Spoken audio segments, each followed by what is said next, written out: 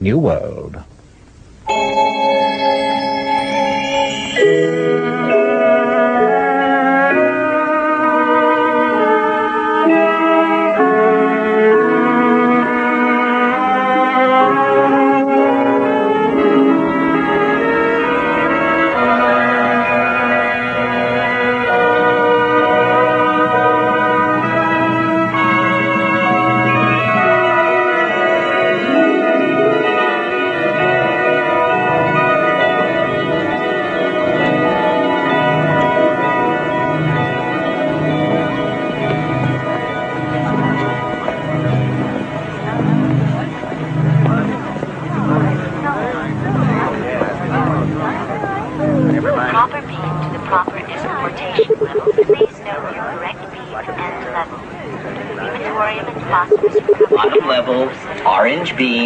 Enjoy yourself.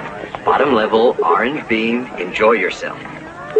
Bottom level, orange beam, enjoy yourself. What's happening here? This is a group of semi-moron epsilons that are going on a nature nausea reinforcement field trip to... I can see that. I meant what's taking you so long. Oh, right away, sir. There you are, all set. Bottom level, orange beam, enjoy yourself. Now, sir. Central Hatcheries plant. Priority. I'm sorry, sir. There's a circuit delay. Oh, next? The Cathedral of Our Ford, please. Just a moment, if you don't mind. I don't think you understood. I said priority. I happen to be the assistant director of the Central Hatcheries plant. Yes, sir. All circuit check. Really, these gammas, they're hardly brighter than a delta. Or even epsilons. Oh, no. I'm sure any delta is much brighter than epsilons like those. That's one of the wonderful things about being a gamma. We're not too stupid and we're not too bright. To be a gamma is to be just right. All right, sir. Central Hatcheries, red beam, first level.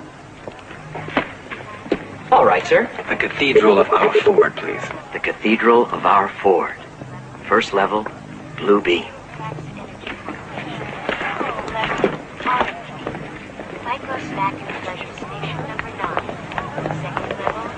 Oh, the Cathedral of Our Ford.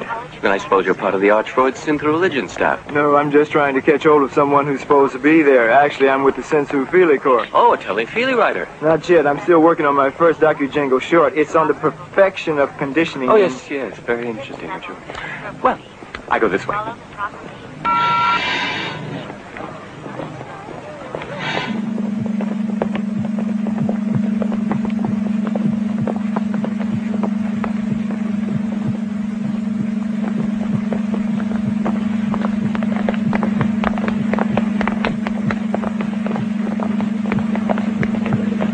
Miss Lysenko, may I see you for a moment, please? Hello, Tomakin. I might have a little surprise for little Linda. Oh, what? Tell me. It has something to do with taking you on a very special computer holiday trip. I don't know. Ringo Roebuck wants me to go with him to the Sexorama Festival. And Anwar Bowie wants to take me for a week to a new Sensor World Park. And Ronald Jagger has round-trip tickets to... It's to the Savage Reservation. Oh, that's different. Everyone will be so envious. But are you sure about it? Oh, it's just a formality. Just a question of my application being correctly... Miss Lysenko, why is this section closed down? Oh, something that was supposed to go click, click started going clack, clack. But naturally, I wouldn't know what. I'm just a beta. Of course, of course. Linda, I have to go now, Tomakin. Of course. Artificial sunset has been reset for 6:04 due to technical delays.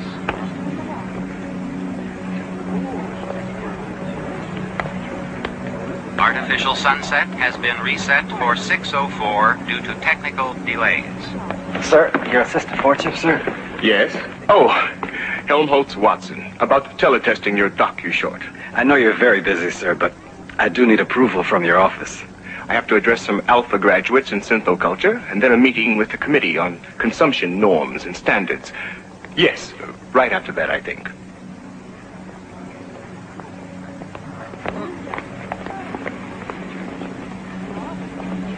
All for more means more for all. If it can be made, it can be used.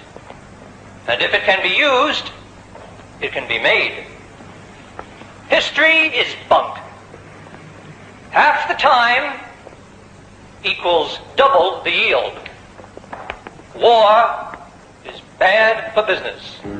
As select alphas, conditioned to believe without knowing and to know without believing, you have been chosen to view the surrogate revelations and synthetic mysteries upon which all perfect and placebo belief is founded. Here before you are sacred teletime plex relics of the sanctified life, thought, and holy works of our Ford, from whose divine inspiration came the ultimate perfection of the endless assembly line, which has given us the ultimate, endless, perfect happiness of more things, for more wants in perfect balance, with more wants for more things. And it is from our inspired creator of the Model T that we derive our blessed sign of the T. Ford be brave. Let us now repeat the catechism. Community. Community. Identity. Identity. Stability. Stability. Ford bless you. I am Mustafa Mond, Assistant Controller to her Ford chip, Nixona Bic, Western World Controller, and I have been assigned to show you certain selected histobunk highlights from the past. But everything is perfect now, and everything will always be perfect. So what does it matter what things were like when it wasn't perfect? Excellent point, but quite misguided. Exposing future stability monitors, such as yourself, to the imperfection of the past is, of course, part of the perfection of the present. Centuries ago, in primitive times, before the dawn of civilization, there were things that would be inconceivable to us today. Such things as poverty. Although there was actually land and food in abundance, some starved, because unlike our perfect society, they were unable or unwilling to balance population to consumption. Sometimes too much of one, or too little of the other. The result? Disease. And rather than eradicate the sources of disease as we have done, the superstitious primitives continued to rely upon a quite useless class of technicians called doctors. Violence, which the ancients actually appear to have enjoyed and reveled in. While we have been perfectly conditioned to want only what we have, and to have only what we want, and are, therefore, always happy, the uncivilized ancients were prey to destructive emotions, such as ambition, hate, and love, which, of course, always led to violence, which in turn, naturally, led only to more violence. And senility, while we remain at the prime metabolic age of 35 to ensure a maximum level of useful consumption until painless death from chemostimulation between the ages of 80 and 90, the people of the past lacked the knowledge of how to stay young, even though they apparently valued youth so highly that they actually indulged in superstitious self-mutilation. As seminarians who will one day take your places in synthoculture stability centers, you must face these histobunk facts, unpleasant and even revolting as they sometimes are. Eating the actual flesh of animals, and even filthy things from the ground, and sometimes refusing to engage with more than one individual of the opposite sex, and even collecting into groups called families, a pervasively immoral concept of pre-civilized times. Yes, thoroughly disgusting examples of complete sexual perversion, as you can see. Did the primitive females actually... Yes. Primitive females gave viviparous birth to young. Like animals? Yes, physiologically, exactly like animals. I understand your reactions. Perhaps we should take a brief soma break.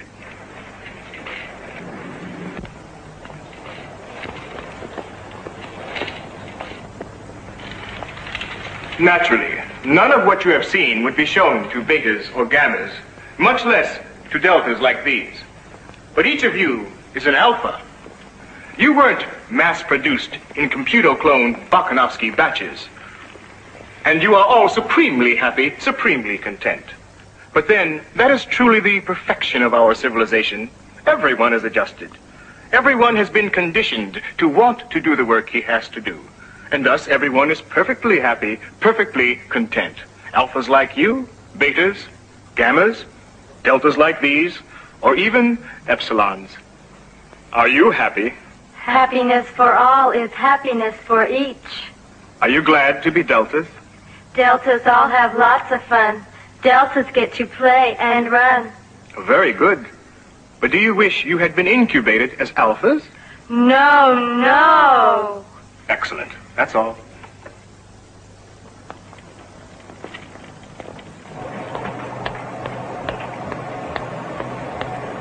Would you flash into the assistant director, please? Oh, I think she's occupied, sir. Oh, never mind, I'll do it.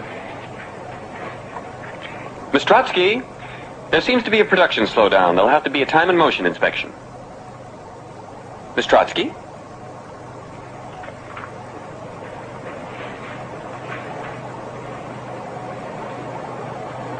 There you are. I couldn't find you.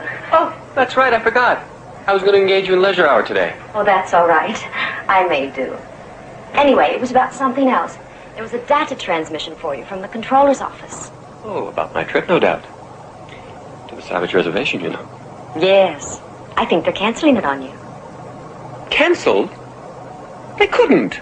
They wouldn't. Not when I've made plans to... Where is it? In the file.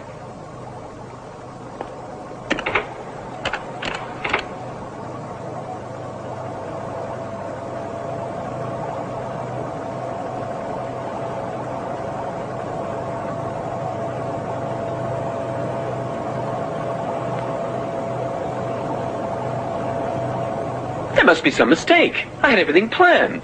How would something like that look on my computer file? You'd better take a soma. Yes, that's just the thing. Here you are, sir.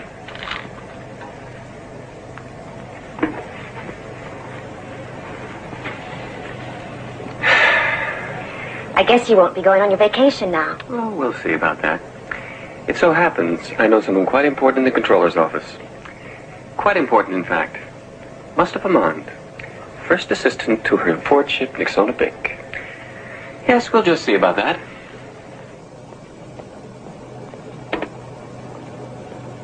You are viewing Helmholtz-Watson's film, Planned Perfection.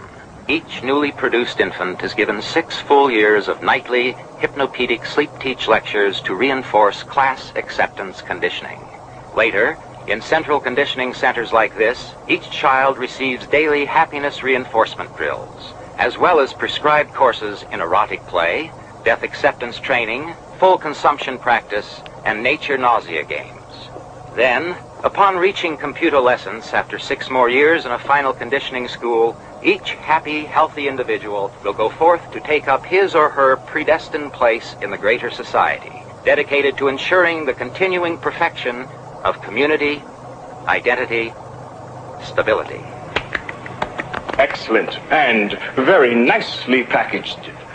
You liked the whole film, I mean. Oh, immensely. You caught the whole spirit of unchanging perfection, and with admirable simplicity. I'm glad I had a chance to see it before it's computer erased and electro shredded. Computer erased? Electro shredded? Unfortunately, it does contain some dangerously heretical ideas. I made every effort to keep ideas out of it. Take the scene on anti-nature conditioning. Charming scene of little children revolted by fresh flowers. The implication is that nature nausea conditioning is necessary to keep people from enjoying the countryside and thus under-consuming. But that's true. Quite besides the point. I just wanted to show why nature nausea training is one of our most recent improvements in... You see? Recent implies past. Improvement implies progress. And if the present is perfect, then there can't be any progress, of course. And even the word why. Why? That's the most dangerous of all. It raises the whole question of purpose. No, I'm afraid it would never do to let an ordinary audience watch anything quite as dangerous as your docu-short. But the test audience watched it. They all liked it. You can see right there. Quite meaningless, since they've been conditioned to like anything that's shown them. But all my work. Exactly the point. Thousands and thousands of feet of film consumed. Hours and hours of work expended by technicians. And once it's been erased and shredded, it can be done all over again. Remember your sleep talk. Don't delay. Consume today. Use it up. And throw it away.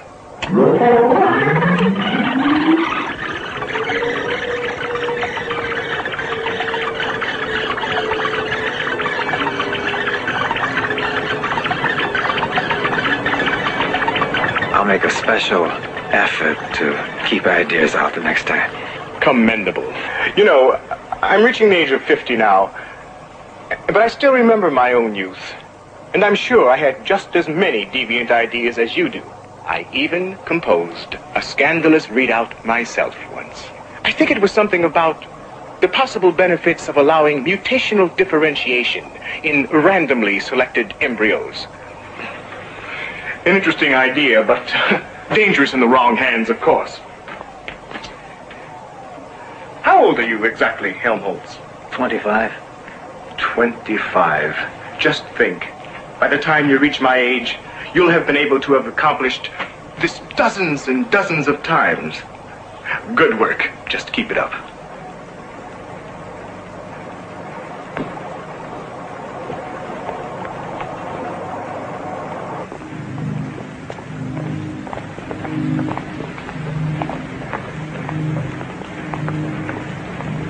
Are you sure Assistant Controller Maud knows I'm waiting? Sir, your case is being circuit checked through computer files. Why? I'm supposed to get all the reports on you. Reports? Oh, from my superior. Who? Alice B. Stein, the director of Central Hatcheries. I wouldn't know.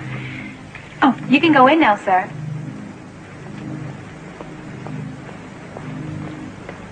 Yes, there it is. Controller confirmation of restriction for Thomas Graham Bell. Subject to overview discretion by the Director of Stability Norms. But there must be a mistake. Is that all it says? Well, look for yourself.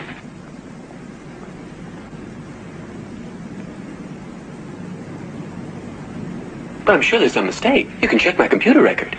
I have exceeded consumption and pleasure norms on each of my free vacations. And so I'm eligible now for a free vacation. This Director of Stability Norms, who's that? I am. Oh, well, I'm sure you know about this. Mistake? But I'm afraid it isn't, Thomas. You see, actually, I'm the one who requested the official overview. Well, why? I went through all the proper channels. Why? The Savage Reservation can be dangerous. Oh, not in the physical sense, but in other ways. You see, these primitives are not at all like, say, the Quakerites who were driven into the Yukon. No, these primitives are quite different. They have actually regressed into an ancient form of tribal society. Their ways are so directly opposite to ours that it can cause a very disturbing effect. As a matter of fact, several previous visitors had to be sent to emotional reengineering institutes. Naturally, we couldn't chance that happening to someone in your position. Naturally. But you visited the Savage Reservation. Everyone knows that. It certainly hasn't affected you in any way. Perhaps not. But then my predestination conditioning is to accept the unacceptable, while yours is to attain the attainable. It's quite different. But how can I attain the attainable without something unique like this on my computer file? Yes. A valid point. I'll take it into consideration. When? I mean, I'm planning on leaving tomorrow morning, so if there's any way I could get an immediate clearance. Of course, you could go over my head to the controller's office. Oh, I wouldn't do that. You wouldn't? Well, I wouldn't want to. I see. But if you had to, you would. Mawina, put that permission order through for him. Thank you. Thank you. One thing. You shouldn't go to the Savage Reservation alone. Take a female along, preferably one with definite anti-deviant morality training. I've already taken care of that. I've engaged several extra females over the past few weeks, precisely to pick out the proper one. Linda Lysenko, one of the fertilization technicians at the plant. A well-conditioned beta minus and very pneumatic.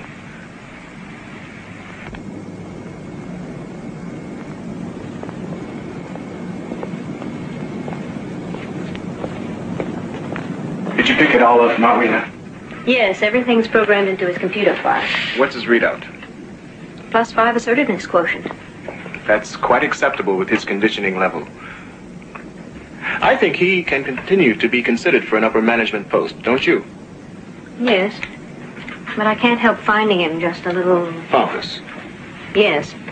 Self-serving. Yes. You see, solid managerial potential. But he's so dull. With Alpha's conditioned for upper-level executive duties like Thomas, being dull is an absolute necessity. It vastly increases their ability to think rigidly and inflexibly.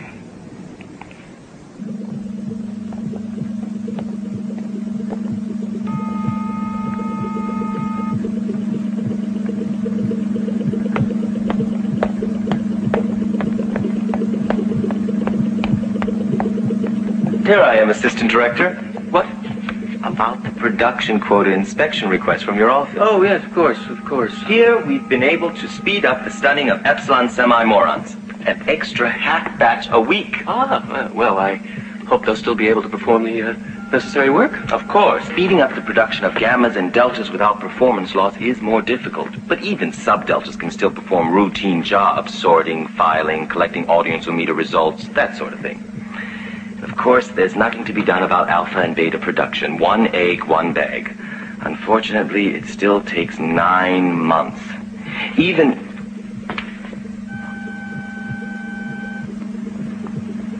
increased surrogate endocrine transfusion. Yes. Pardon me, but I really must take care of something. It's an administrative detail.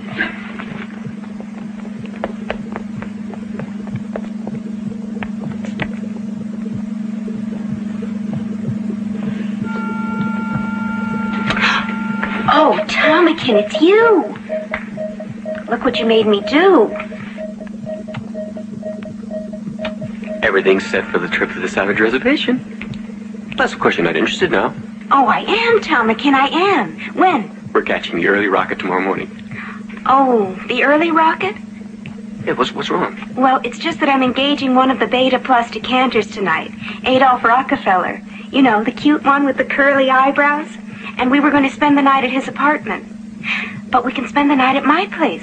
It's much closer to the rocket port. Unless you'd rather engage me tonight. I'm sure I could rearrange my plans. Oh, no. I've already engaged you twice last week, and you know how people gossip. Suppose they start whispering that I have immorally limited my engagements to just one female. I've got my reputation to think of. I've never engaged him before, but all the girls in decanting say he's very good. And he's so cute with his curly eyebrows. Have you seen the new Feely? Where this alpha erotic counselor becomes a delta pleasure technician by mistake when she... Well, I'm not exactly sure what happens, but everyone says the applied religious orgy scene is just wonderful. That's where Adolph's taking me.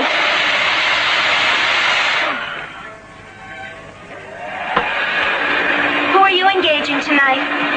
I'm not sure. Actually, I'm not engaging anyone. It's just like Thomas says, people gossip. Everyone's starting to whisper about you. They say you've only engaged one man in the last 3 weeks. It's true. I don't know what's wrong with me. Well, you have to do something about it. I have, really. I went to a dispenser, but you know what they're like. Take 2 soma and go to bed. Synthetic therapy sessions with an idealist, VPS treatments, even a pregnancy substitute. But nothing seems to help. I just don't know what's wrong with me. Uncomputocepted female. Uncomputocepted female. You forgot to set your computoception dial on your Malthusian belt. I'm always doing that. Sometimes I wish I'd been incubated as a neutered free martin. Just think, they can engage all they like without having to fuss about computoception. Here, let me help. You don't want to get, pregnant. Did you do the drill yesterday? I think so. Oh, I must have, because I engaged one of the assistant fertilization engineers on the compulsive leisure hour. You know, the tall one. Then just set the dial to the next one. Remember, day plus 1 equals none. Day plus 1 equals none.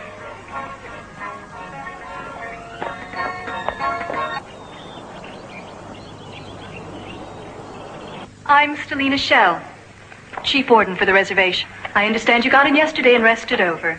Proper acclimatization, that's the thing. I suppose you stayed at the Lux Hotel at the Rocket Fort? Yes, and it was just as nice as could be. We're quite proud of it. Liquid air, vibro-vacuum massage, sensu-feely vision in every room. But of course you won't find any of that on the reservation, I'm afraid. Oh, you mean this isn't part of the reservation? Oh, no. This is the official Anthro study station. The reservation itself is some distance. It's quite remote and completely sealed off by an electronic barrier. But you'll be taken directly to our substation by Escaporter. From there, I'm afraid you'll have to go on foot. Of course, you'll have a guide. They're Delta minuses, but all specially incubated for high eye, ear, nose acuity. Though, unfortunately, at the expense of some other faculties. Well, first we better see if you're properly outfitted. Ion heater, sensithermal bag, extra soma and Infetapep rations, condensed syntho food, ultrasonic microbomb pop popper. You know how to fire this, of course. Safety off. Aim. Press firmly on the clip. It's entirely non-lethal. It merely causes temporary paralysis. The savages. I mean, if they're dangerous, I certainly wouldn't want to expose Miss Lysenko. Oh, no. It's simply a precaution. Actually, the savages are quite tame. Well, then, if you're ready, I'll show you to the Escaporter. This way. It's so seldom anyone visits the Savage Reservation. I rarely have the opportunity to show off our treasures.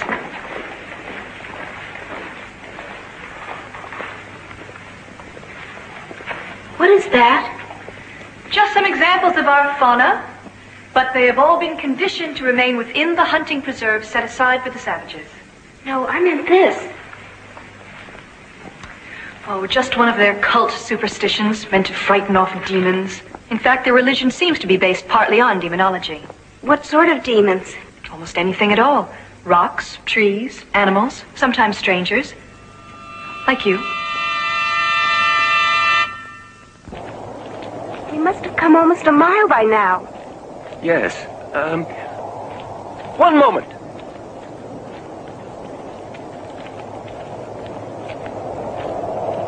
How far is the Savage Reservation?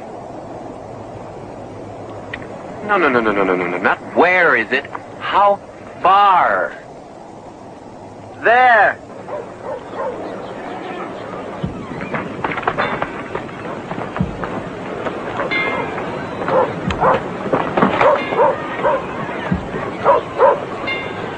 Look.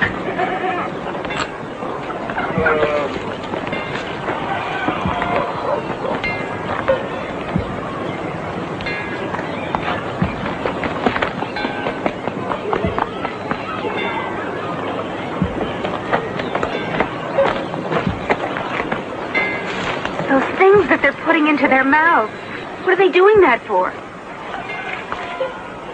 Stop it! They're eating them. Eating them? But how can they? They're just dirty things from the ground. They're not even wrapped in plastic. Don't they know any better? Of course they don't. They're not civilized.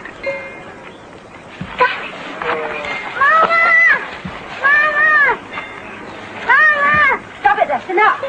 Oh, stop it. Now you come here.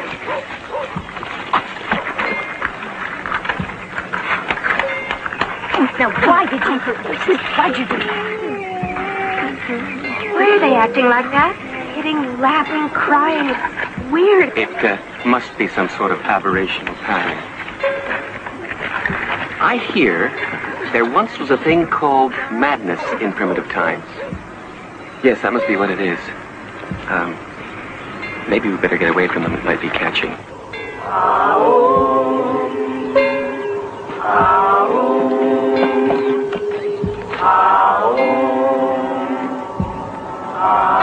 Fascinating. I really should do a psychograph readout. Perhaps on the degenerative effect of non-decantation.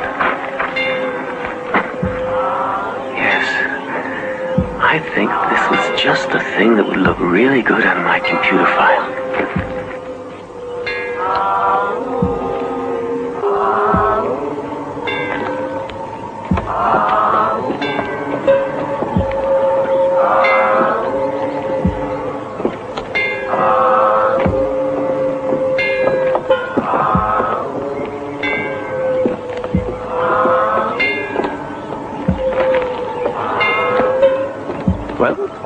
inside. I want to go through. No.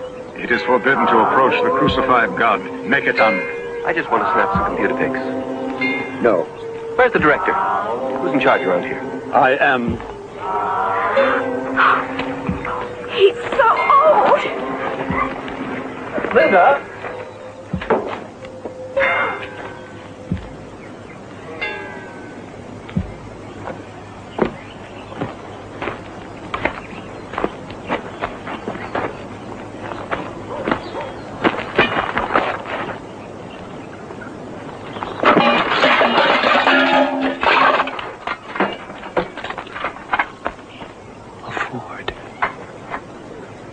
Ford.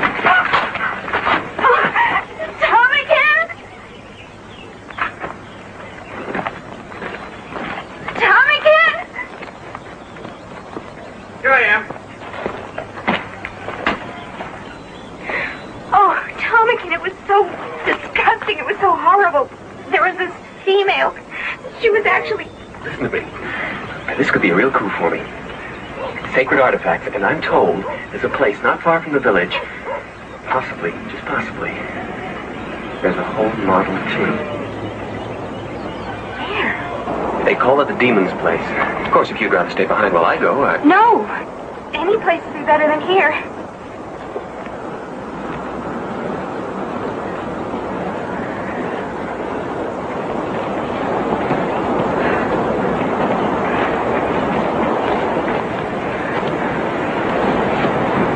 What he says.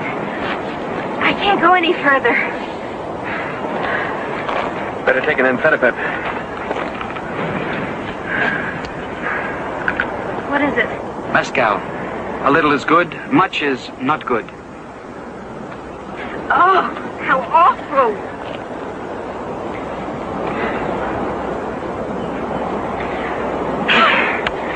Well, what are you waiting for? Come on. Move along.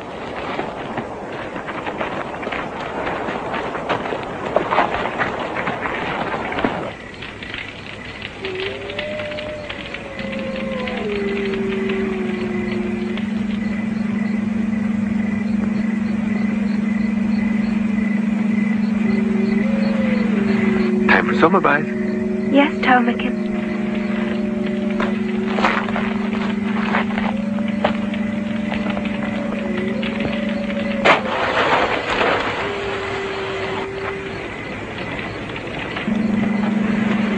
Ready?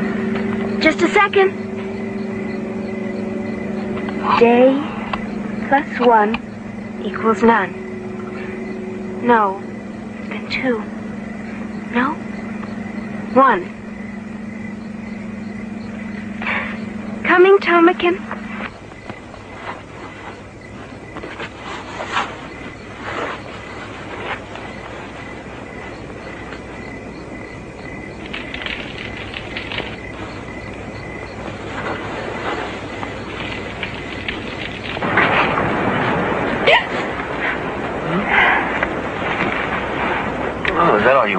Just try to be a little quieter. No. The evil one that becomes the spirit of wild animals, Satan. Nonsense. Whatever it is you're muttering about, just leave us alone. Oh. Hey. Get away! No, the evil one, Satan. Well, we'll just see about that. Hop, hop, Tomakin! Tomakin! No! No! Oh, no.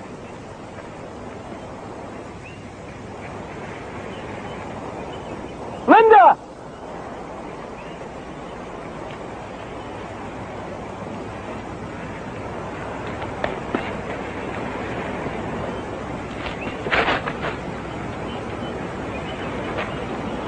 Linda?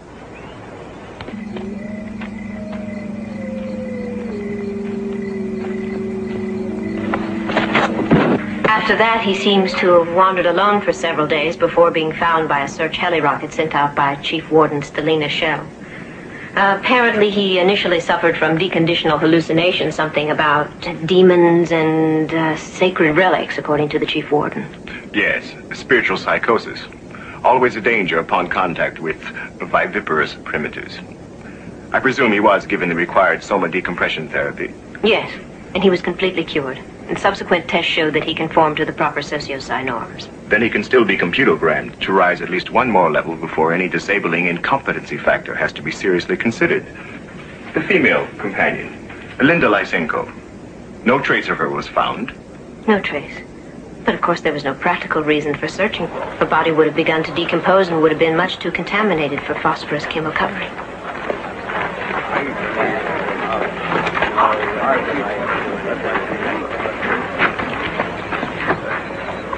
Tomakin? Tomakin.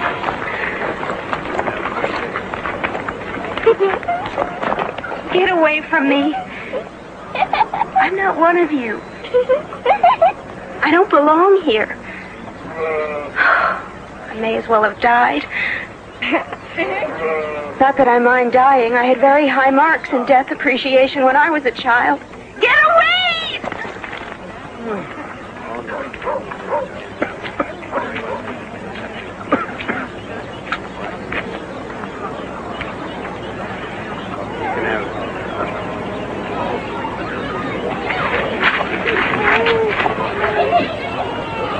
They're the ones. It's all their fault. Which one? Both of them. That is impossible. Which? Must the truth be torn from your tongue? Both of them. Both of them. Horrible savages. Get them away from me. I want Tomakin back. Then it was the one from the other place. Tomakin. Tomakin.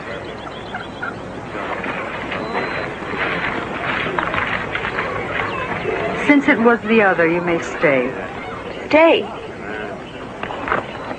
Stay here? What are you talking about? Get me some soma. Anything.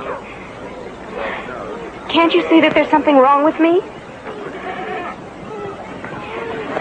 Probably caught one of your horrible, primitive diseases. It makes me feel like this every morning. And look. That is because of the child. Child? Baby. Baby? Because you are pregnant. Pregnant?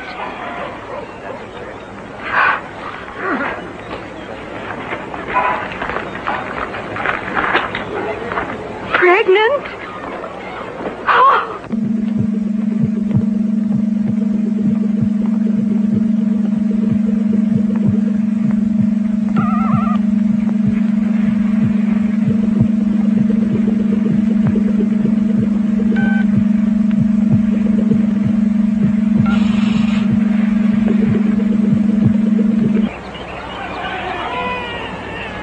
Male, yes.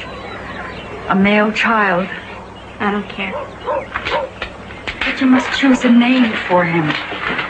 Now, while the evening star bears the fullness of moon. I don't care. But without a name, the goddess of light cannot touch breath to his lips. One. John, I don't care. Get out. Leave me alone.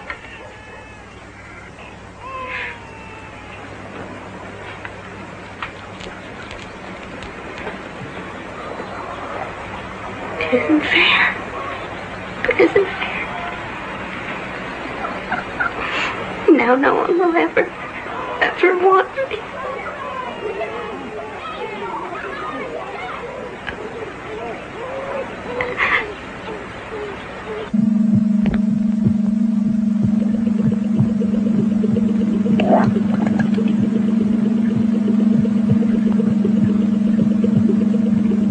After the orgy services, I've got tickets to the new Ophelia run. Oh, that's wonderful. I'll be ready right after work.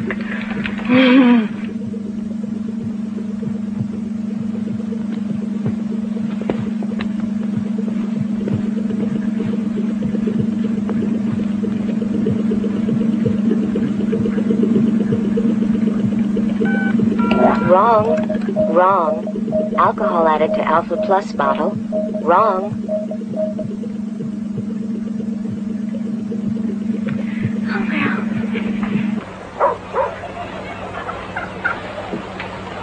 No. It is a secret wine. Nectar potion. It is only meant to anoint you with. But I don't have any soma.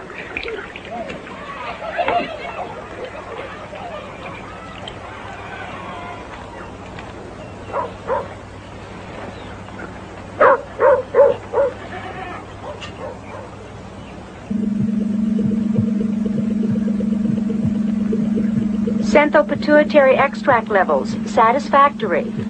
Hyperoxygenation level, satisfactory. Final DNA genetic scansion level. An Alpha Plus bag, a Bernard Marx. Of course, it should have been caught earlier on the production line. The chief quality engineer seems to think some of the alcohol for substunting epsilon embryos got into this alpha bag by mistake, but of course that's quite impossible with the zero flow procedures I've instituted. Probably some clerical mix-up before the raw material for the unit reached my division.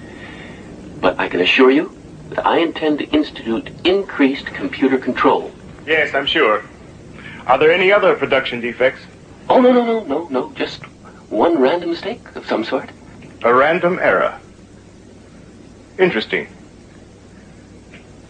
The name again? Marx. Bernard Marx. Alpha Plus, male. Shall I order the unit aborted? No. No, proceed with the assembly.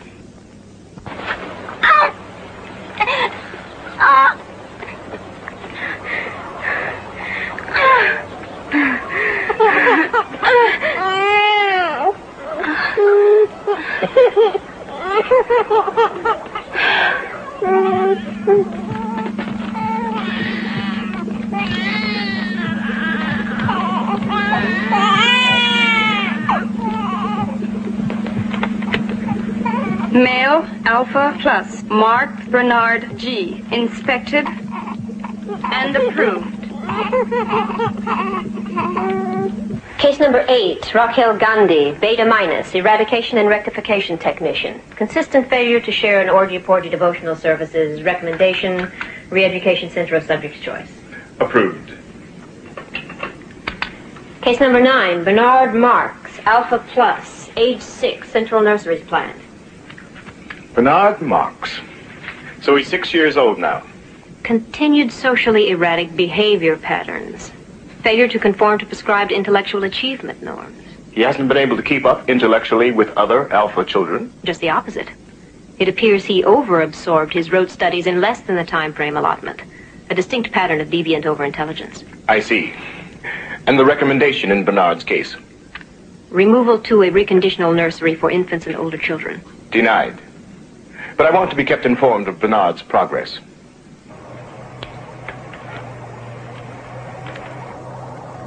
Because gray is the nicest. How lucky to be a Delta and get to wear blue. Too stupid and not too bright. So glad to be a Beta. Betas, though? How lucky to be an Alpha. Everyone is happy. Attention, Central Nurseries Depot. Alpha Ward 1, Electro Stall 9, Marx, Bernard G, rectify. Things like betas or gammas or deltas or epsilons. How lucky to be an Alpha. How lucky to be an Alpha. How lucky to be an Alpha. How lucky to be an Alpha. Sleep refreshes. Sleep revives. Sleep refreshes. Sleep revives. Sleep is nice. Sleep is good. Sleep is what everyone should. Alphas are happiest. And never have to do awful things like betas or gammas or deltas.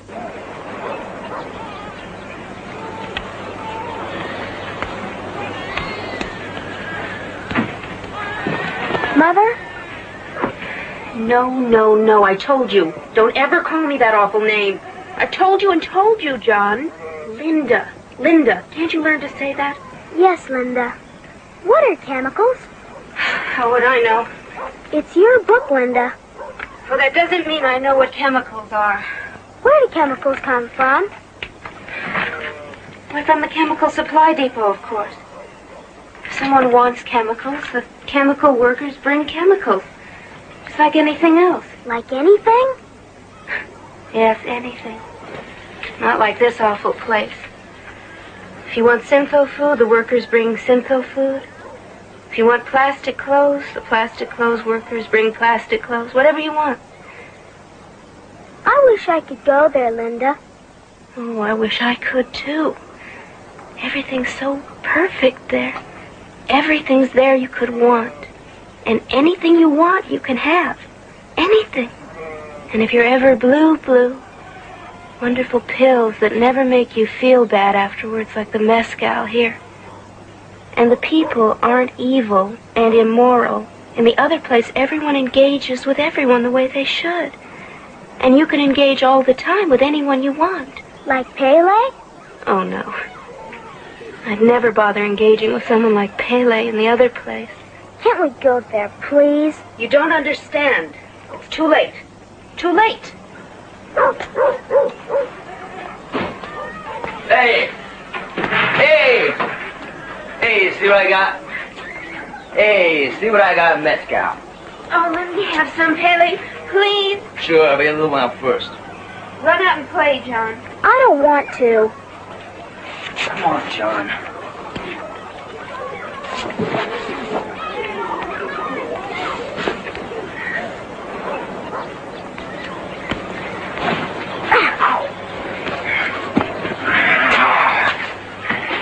Little wolves have little fangs.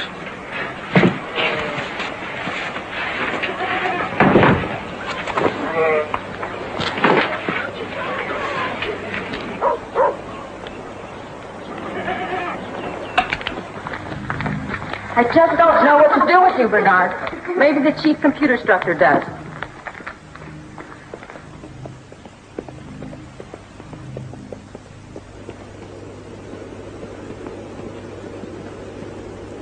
Well, Bernard Marx again. Still refusing to participate in religious sex devotional exercises, is he?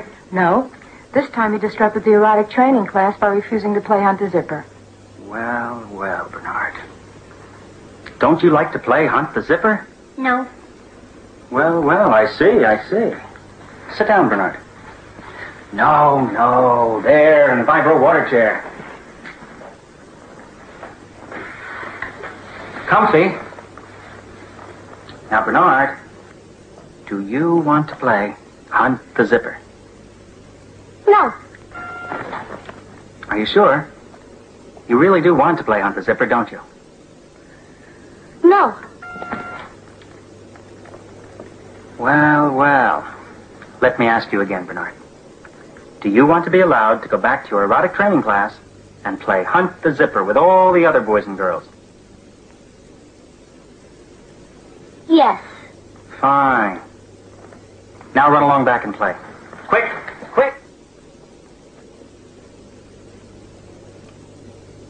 Well. He does seem to be a bit of a problem, doesn't he, Miss Arco? I think we'd better schedule him for a few clinical sessions with one of the school's psychosex therapists. Whatever you say, of course. But personally, I think there's something wrong with him. He's so little for his age, hardly bigger than a gamma. You know, they say some alcohol got into a senile blood surrogate while he was still in the bag. Yes. I've heard that, too. Still, you must admit he is brilliant. Oh, and things like computer reading and play math, yes. But he completely failed desensitivity training 1A. Personally, I think he should be put into a remedial conditioning class. Yes.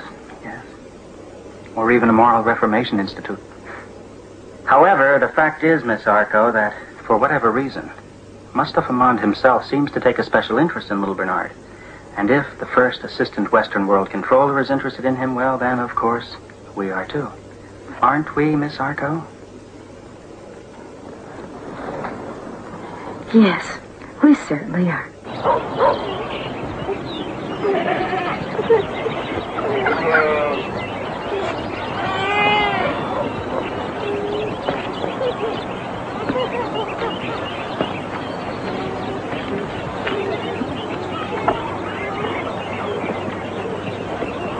How all occasions do inform against me, and spur my dull revenge.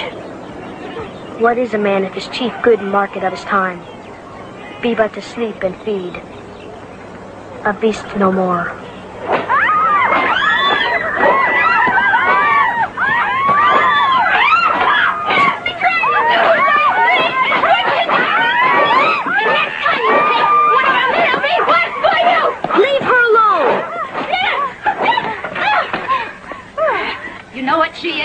Yes, I know. She is my mother. But who is your father? Say that with truth. Tomikin. Tomikin. Now leave!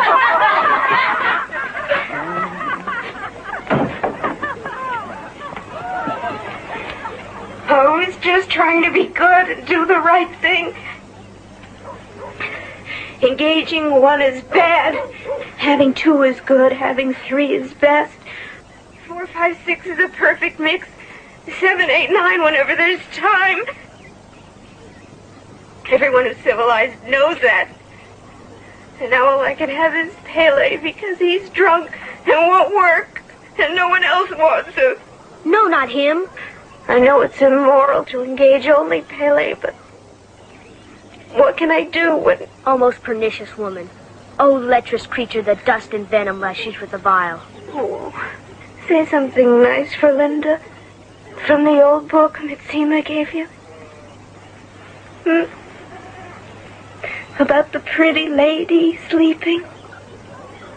Tell me that one again. Please. Oh, please.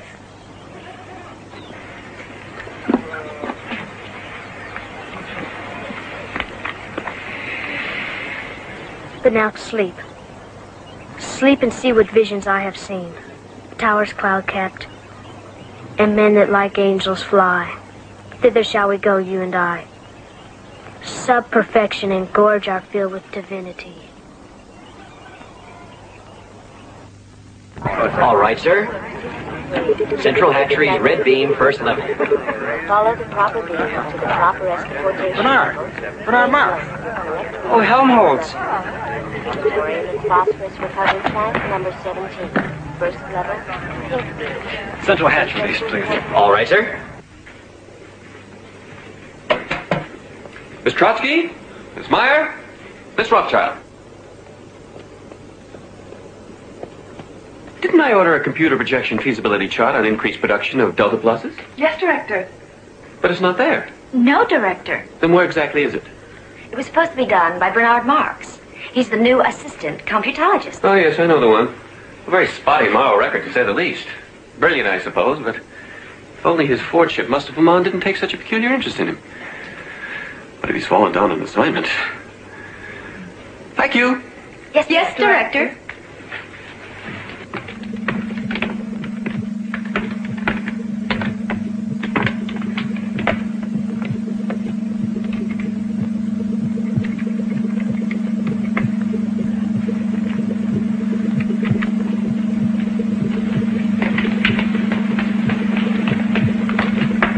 Hello, Bernard.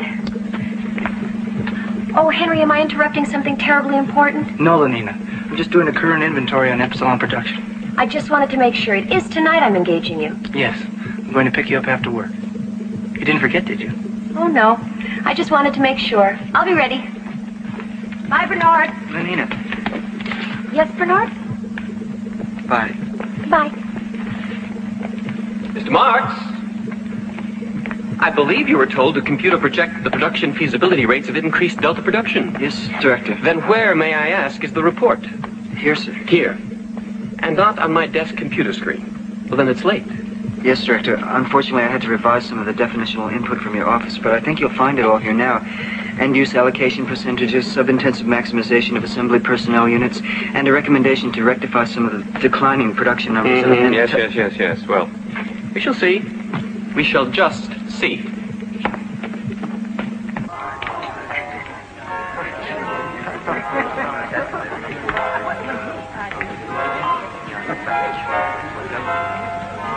Bernard.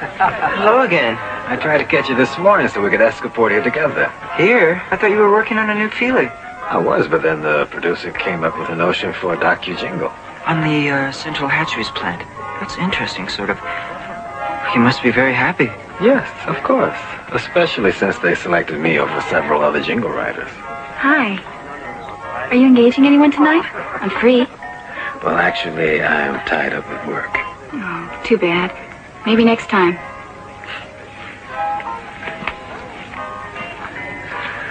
Women, they can be such a distraction, don't you think? Really? How about engaging me tonight, Lenina? Oh, I can't, Benito. I'm engaging Henry Exon. But ask me again. How can she let herself be pawed by the... Be careful. If someone heard you talking like that, even as a joke. You've complained sometimes. I've heard you. Yes, but not over something trivial like that. Bernard, I have to go to a jingle board conference. Stop by and see me sometime? It's not trivial.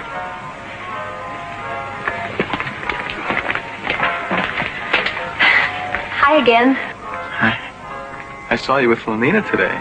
I thought maybe she was engaging you tonight. Oh, Bernard and I have never engaged each other. Maybe Bernard doesn't think I'm pneumatic enough. I think you're very pneumatic. Don't forget about the vacation trip, Lenina.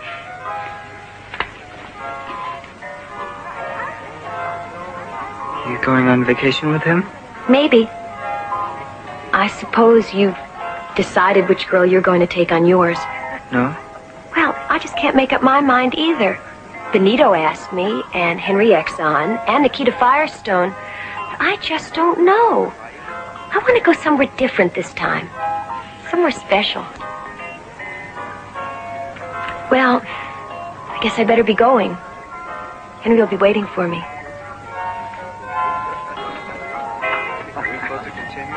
I expected young Marx would soon want to do something quite out of the ordinary.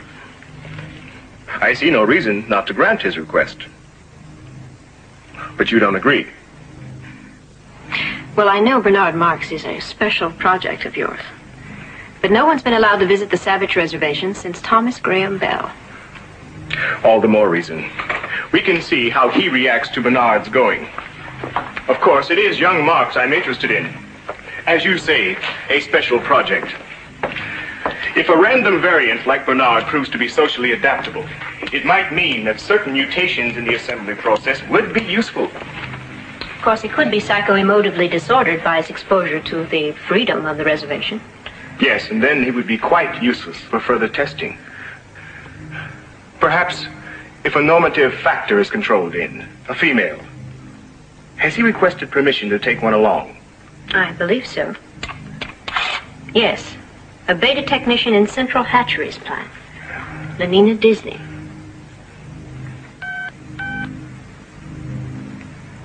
Bernard Marx.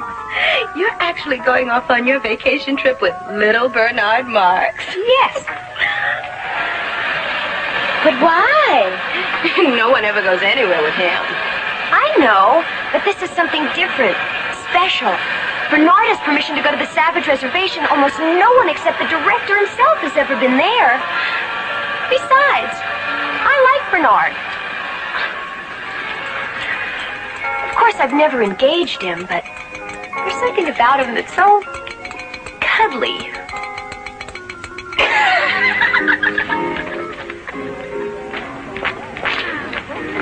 Bernard, it's all set. I've arranged my computer leave so I can go to the Savage Reservation with you. That's wonderful. Of course, we should engage at least once before we go. Otherwise, people will start talking. Maybe even tomorrow night. If I shift around... Could we possibly go somewhere private to discuss this?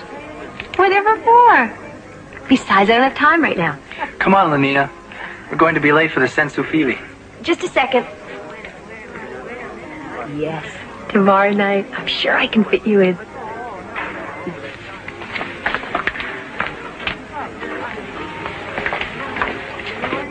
Going off on vacation with Lenina, huh? Don't worry. You'll enjoy engaging. I always do. I don't care, and I don't want to hear about it. You seem upset about something. Maybe you've been working too hard, remember? Work to play and play to work. A little soma. That'll fix you up. Remember, soma a day. I don't need any soma, and I don't want any soma. How about Infiniped? No. Maybe a violence passion surrogate treatment. Sometimes that does wonders. You're right. Just stepped into the psycho porter, sir.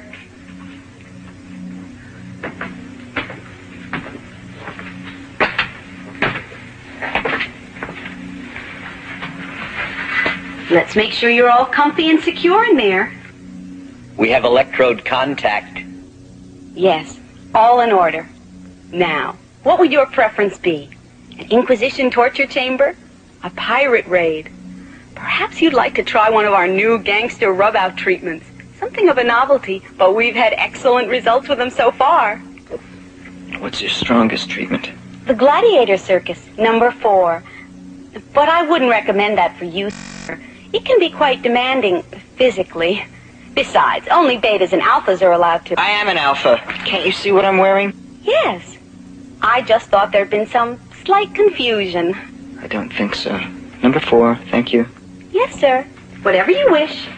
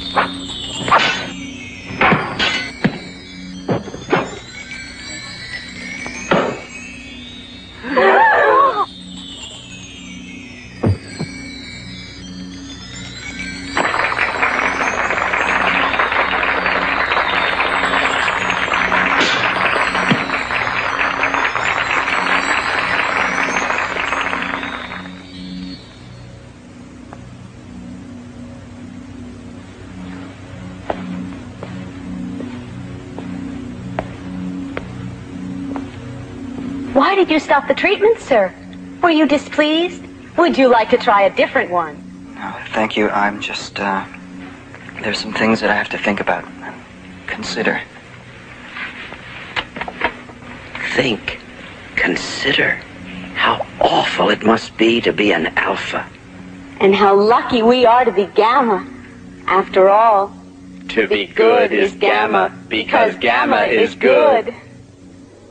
The girl that I was telling you about, Lenina, it's just that I think about her all the time, and what's worse is that now that I'm taking her on vacation with me, I feel even more wanting about her. Oh, where are you going to? One of the new Luxo camps? No. Savage Reservation. Really? Really? How did you manage that? Oh. Maybe something like that is what I need. You know how distracting everything can be. Too many awards, too many girls, too much of everything. Oh, yes. Sometimes I wish I were young again and just starting out like you. Helmholtz, you're successful, you're talented.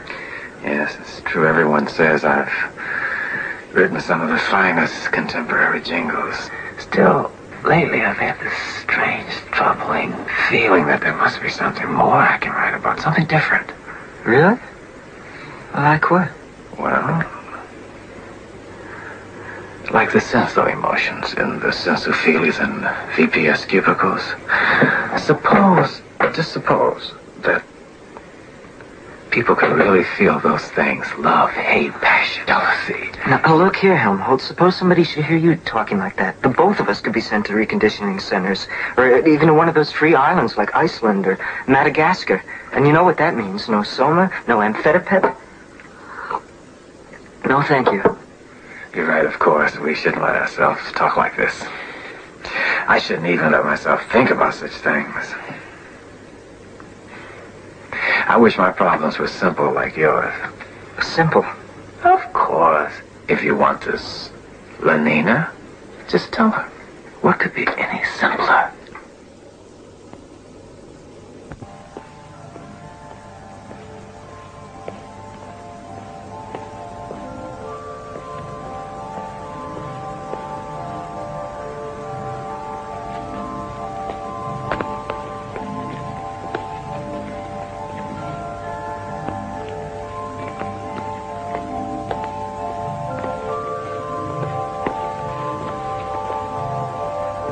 Don't be alarmed, sir. It's just the Solidarity Patrol. Are you all right, sir? Can we help you in some way? I'm perfectly all right. But you're alone, aren't you? There must be something wrong if you're alone. No. I'm not alone. I'm coming to see someone there in that compartment. Female beta. Oh, that's different. Go right on, sir.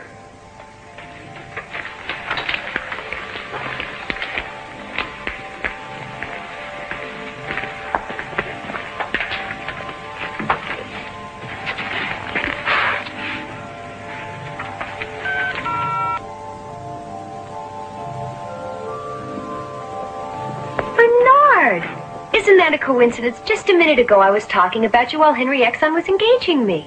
Don't just stand out there. Come in.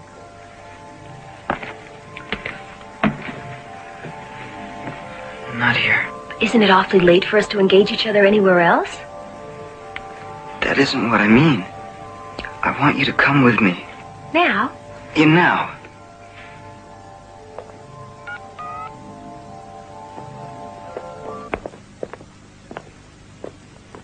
There's no one here. It's empty. I know it.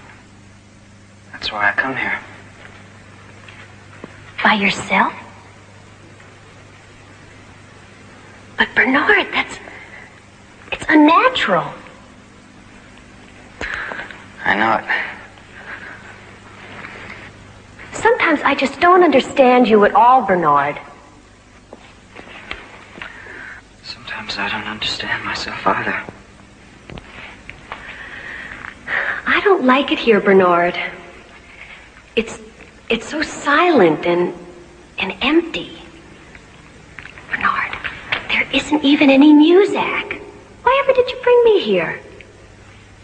Why don't we go somewhere so we won't be so alone? I want to be alone. With you. So that we can talk. Talk?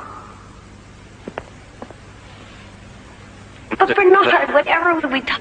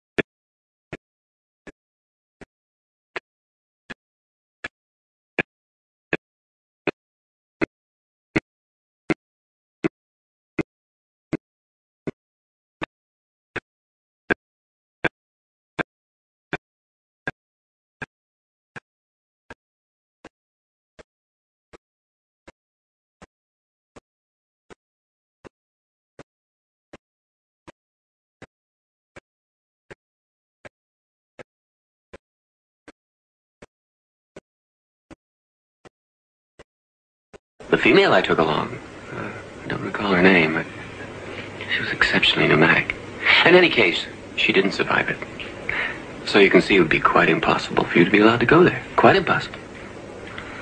But I've already been given permission to go. Well, obviously a mistake of some sort. Not really. If you'll notice, it is official. It is signed by his Fordship. Well, yes, I see. If you would just sign it too, sir. There. And I hope you enjoy yourself. Thank you, Director.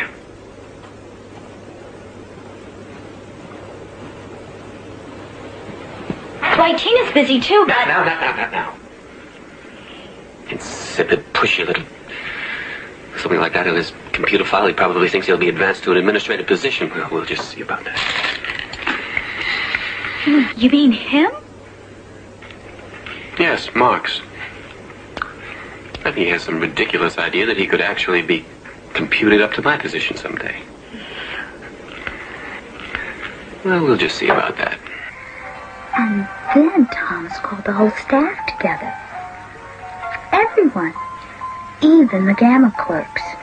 And he announced that he was going to be officially removed of all duties because of gross moral and professional dereliction.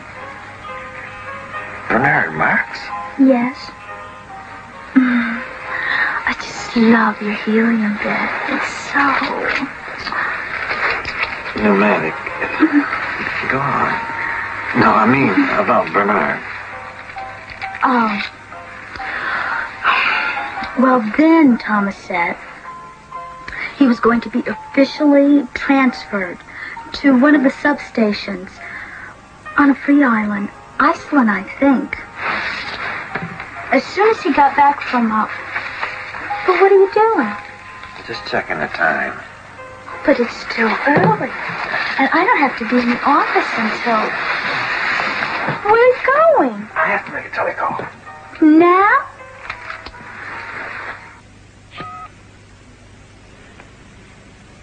Bernard, are you done with your telecall? Bernard! Iceland. What? Iceland. Bernard, you don't want to go there. They say it's awful. Transferred. It's not fair. Just because I got permission to come here? Well, he's afraid of how it will look on my file, on my computer file. That's it. What do I do? Just take a few extra grams of soma. It'll be all right. Was and will make me ill. I take a gram and only am. No. He probably thinks I'll run right back. Then, of course, it won't be on my computer file. Well, well, here you are.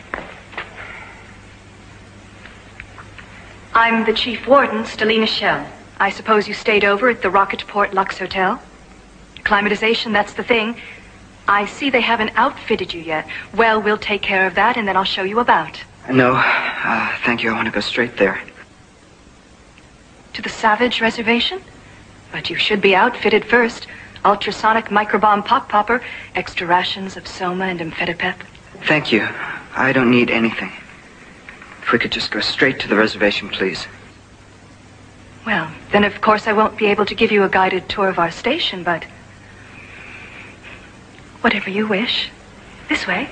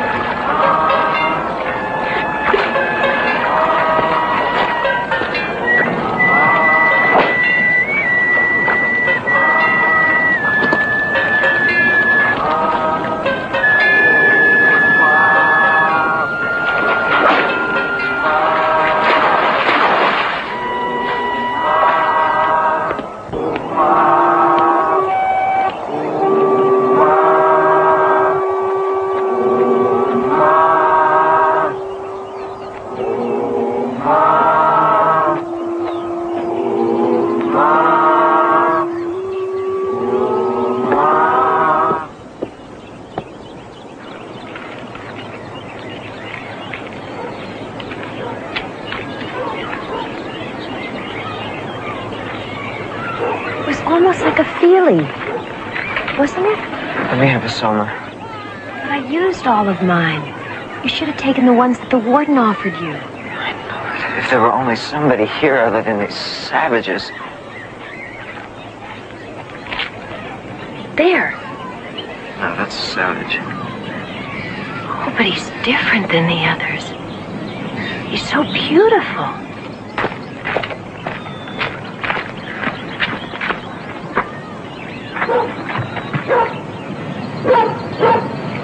Good morrow, strangers. I pray to be of any service to you. Oh, well, thank you. You come from the other place, do you not? Who are you? You see before you a man of besmirched honor and heart-pierced shame.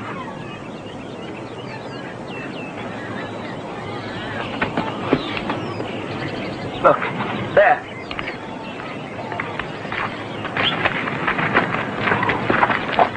Now, damned spot.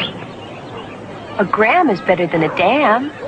Oh, that I could have suffered the slings and arrows to rent my tutu-sullied flesh like the others. But you are not like the others. Your skin is so smooth and your hair is so fair. Yes, because of my skin. It should be my blood. Like the multitudinous seas in Carnadine, there for all to see. What are you talking about? There.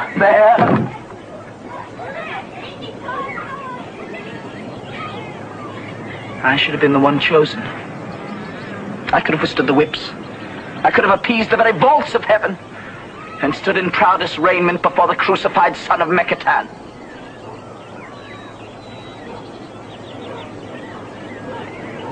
But no, they denied that to me. Oh, I am fortune's fool. What a shame. If only I had some soma to share with you, you'd feel better right away. A soma a day keeps the jim jams away. Sometimes Linda used to say that. Oh? Is she like me? No, not like you. Do you like me? Maybe you'd feel better if we went and... Who's Linda? What? Who is Linda? Oh, my mother. She came here long ago from the other place, but she was lost and separated from Thompson, my father.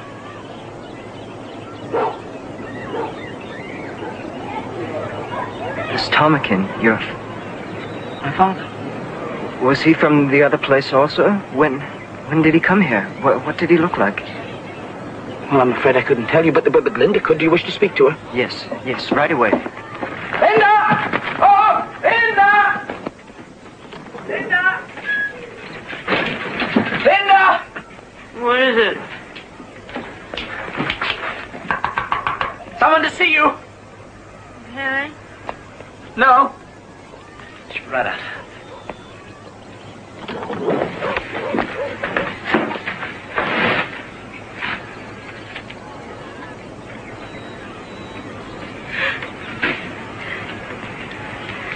There's Silva. Are you from the real world? For to be praised.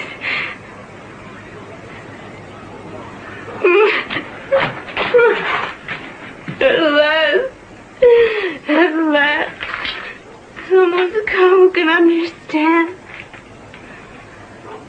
You're a beta, aren't you? Just like me. Oh, I'd love to wear something nice like that again. If you only knew what it's been like over me here. No soma. No feelies. No gammas and deltas and epsilons to do the dreadful work.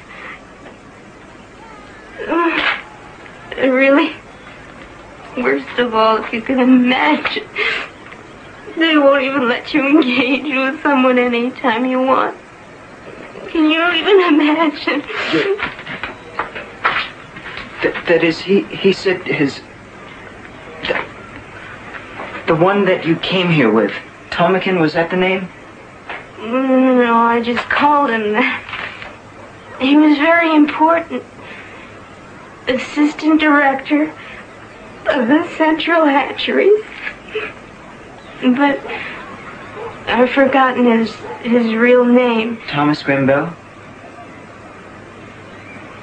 Yes.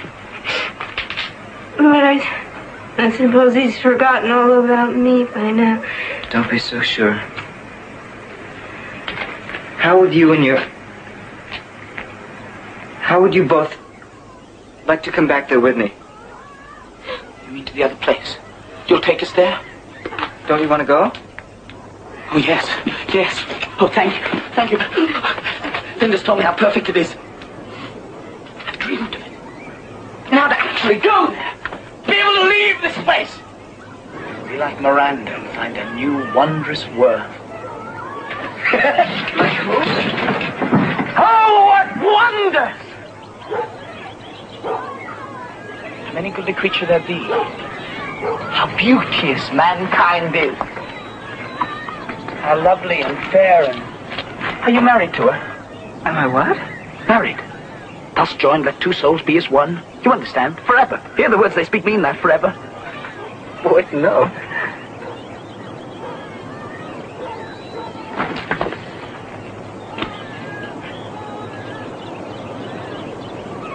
A brave new world. There's such people in it.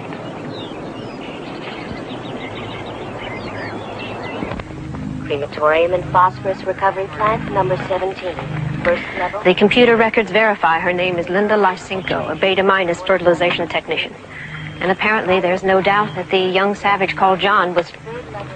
Well, that is to say, she is actually... His mother? Yes, and it was definitely computer factored and verified that while in the Savage Reservation, she actually gave a viviparous birth. And it's quite clearly The father. Male impregnator could not have been a primitive. Fourth level. Offices of the Archfreud. Corporation Relations Division. First level, blue beam.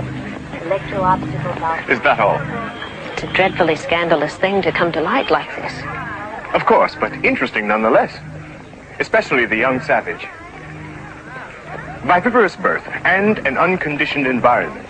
The perfect experimental subject. After Marx removed them from the Savage Reservation, he took them to the local Lugs Hotel. He's made a number of telecalls seeking permission to bring the Savage and the woman back here. Of course, it was denied. Of course, since such permission could come only from your fortune himself, naturally. Naturally. Have the next call from Mr. Marx transferred here. Directly to your Fordship's office. Directly to me, and only to me.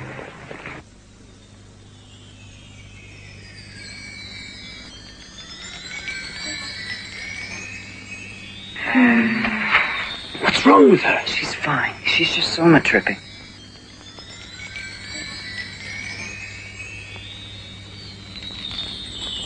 Now, before I go, let me acquaint you with a few of our modern conveniences.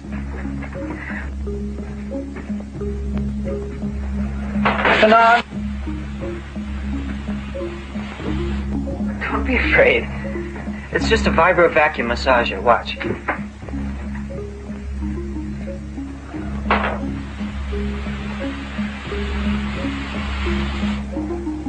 You see? Maybe you'd like to try our electrohelium couch.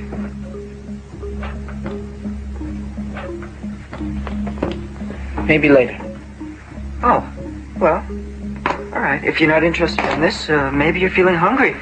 Here we have our mini micro snack bar. You just pick whichever item you'd like, push one of the artificial flavor buttons. How about an Insta burger and some imitation chips? Go ahead, anything you like.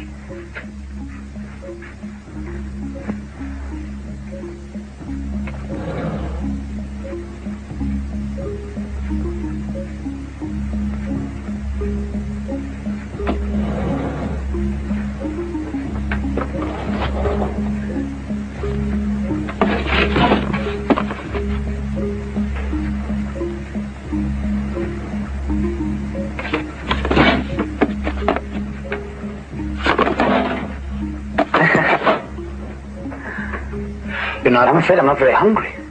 It's all right. You see?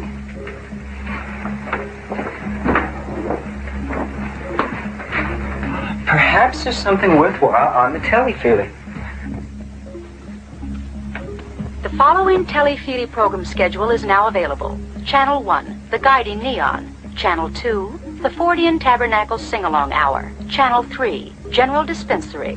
Channel 4, High Holy Orgy Day Services. Channel 5. I'm afraid there's nothing much on right now except detergent serials and the syntho-religious programs. Maybe you preferred The View.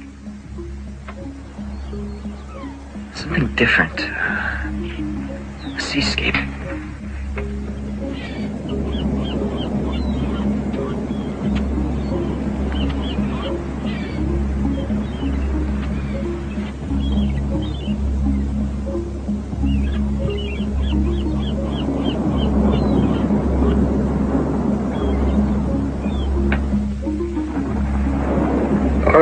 Whatever you feel like.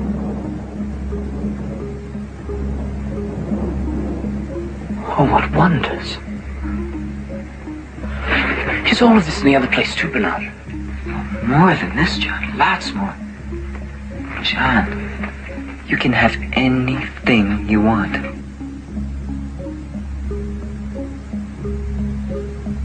Then why weren't you happy there, Bernard? I don't know. Sometimes I felt like I didn't exactly belong. Like I didn't quite fit in with everybody else, but you wouldn't understand about that, John. Oh, but I do, Bernard. I do understand. That's the way I always felt in Malpais, because I wasn't like everyone else. Well, it's going to be different now for both of us. Just wait till we get back and they find out about you. You'll see. But when do we go, Bernard? Soon? Now? Well, first I have to get permission. That's where I'm going now, to make a telecall. While I'm gone, I want you to stay right here. I don't want you to go anywhere. Do you understand, John? Oh, yes, Bernard. You'll be all right. You're not afraid. Afraid? No. I mean, to be here all alone. Alone? Did the girl go away? Lenina? No. She's upstairs salmon-napping. John, don't worry.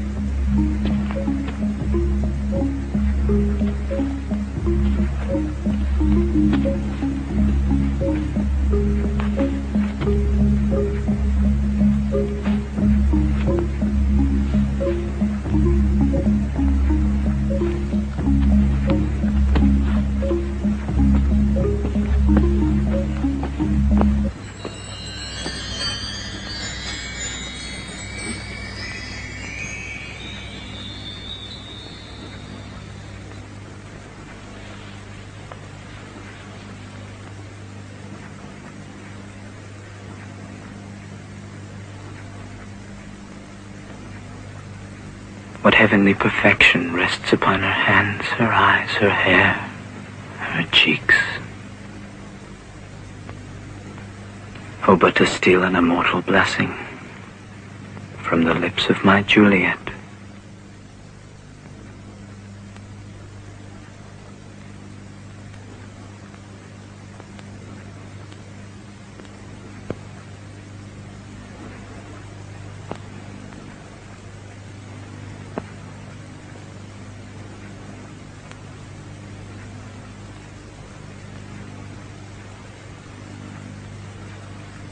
And of course, the moment I discovered the actual background of the savage, so to speak, I realized that this could be of considerable scientific importance, naturally. Yes, Mr. Marks, I understand the situation. Permission will be granted for you to bring the savage and the woman back here. And I will expect you to give me a full report on the savage's activities and reactions. Yes, Your Lordship. You can count on me to do everything necessary to see that full advantage is taken of the savage. For science, of course. Yes, of course.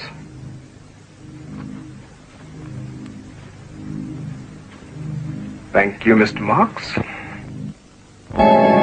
Brave New World. Brave New World.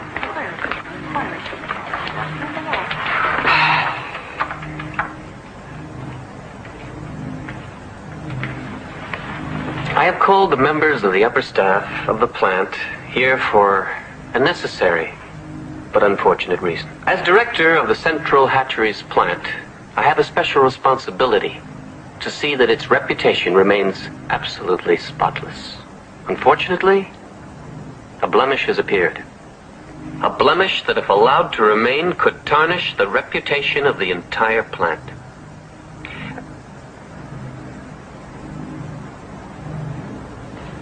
I speak, of course, of Mr. Bernard Marx. I have, if I may say so, been overly indulgent with Mr. Marx. His work record has been deficient in all respects. Still, that could possibly be overlooked. But Mr. Marx's morals, or should I say, lack of morals, cannot be ignored. He has been officially observed alone on numerous occasions. He has twice refused to attend High Holy Synthosex services, and that is by no means the complete extent of his immorality. Mr. Bernard Marx has engaged with only 3 females in the last year. Therefore, I have decided to request his immediate transfer to the free island of Iceland. And I'm sure, after what you've heard here of Mr. Marx's record, each of you approves of my decision.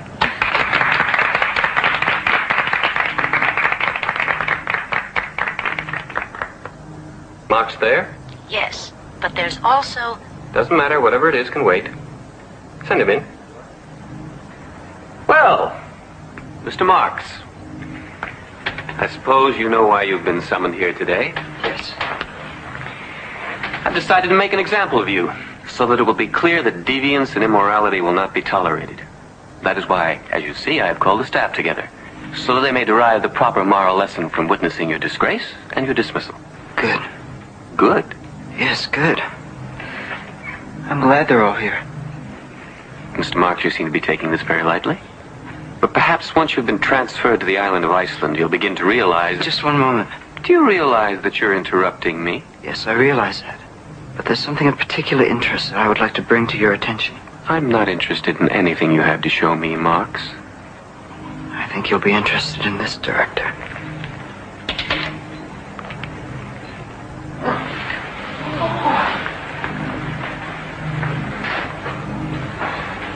Where is he? Where's my ptarmigan? Oh, that's him. Of course it is. Did you really think I wouldn't recognize him, my very own ptarmigan? Stop it. What are you doing? Get away from me. Don't you remember me, ptarmigan? Don't you remember your little Lindakin? Get this awful creature away from me. I have no idea who she is. I've never seen her before in my life. Oh, yes, you have. You took her to the Savage Reservation with you.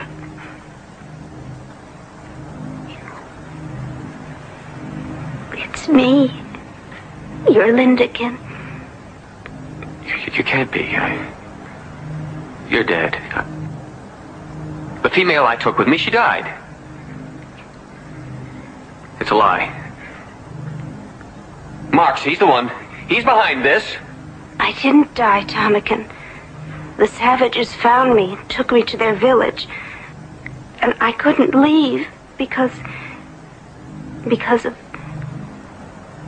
our John. John?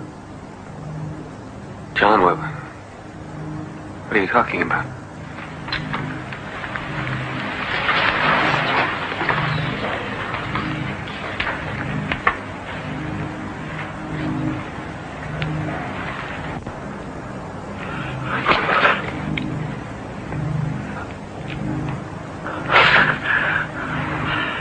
Father.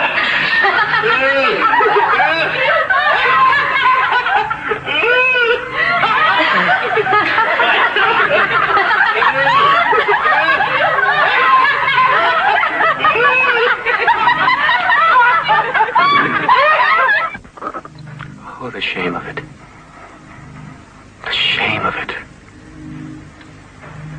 My whole reputation gone. After years of dedicated work. Not a single moral blemish on my computer file. I never allowed myself to engage the same female 3 times in 1 month. I faithfully attended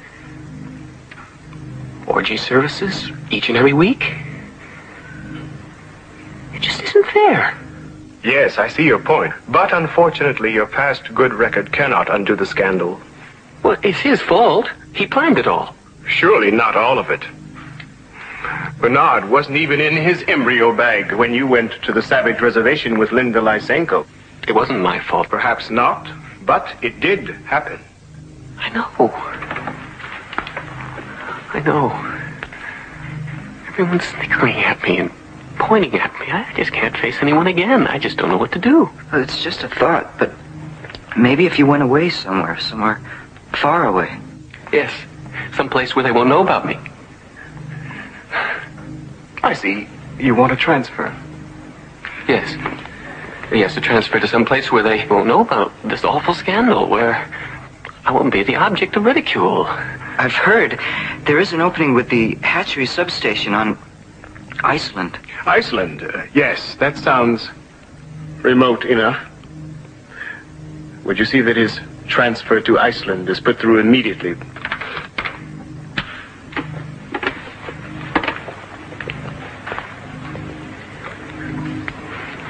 This way.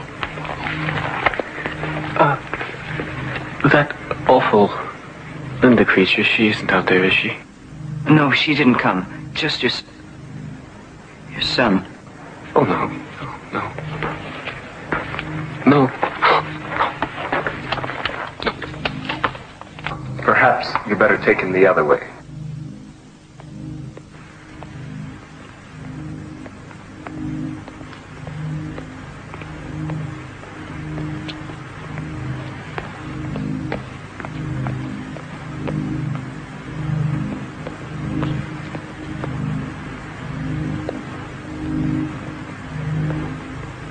What a shame. Yes, I could tell how deeply you were affected by his predicament, Mr. Marks. Well, I mean, it is sad. A man who's given so much to so many out like that. Oh, then you've modified your opinions of our society, I take it. You know, your lordship, I don't know who's been telling you things like that about me. That's of no consequence now. You seem to have been making quite a splash with your Savage. Oh, it's amazing. People are clamoring. I've received telecalls from some of the most respected people. Everyone wants to know what he's really like. Yes, I'm sure.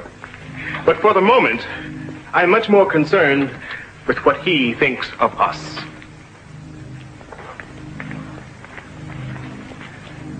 I'm going to leave you in charge of him. But of course, I will require complete reports on everything he does. You understand? Yes, of course, your lordship.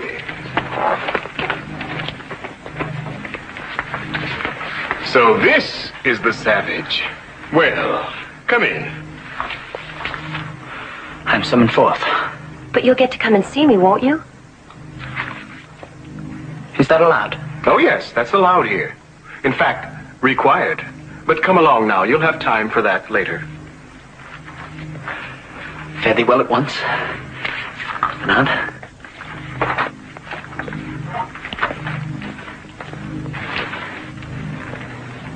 What's going to happen to him? As a matter of fact, I've just been given full responsibility over him by his lordship personally. I've been instructed to show him everything and to report back directly. Oh. Well, that won't leave much time for engaging, will it? I'm afraid I'm going to be rather busy. I meant John. Perhaps I can work something out for you. Well, and what shall we call you? My name is John. But your last name, I mean. Why not Savage?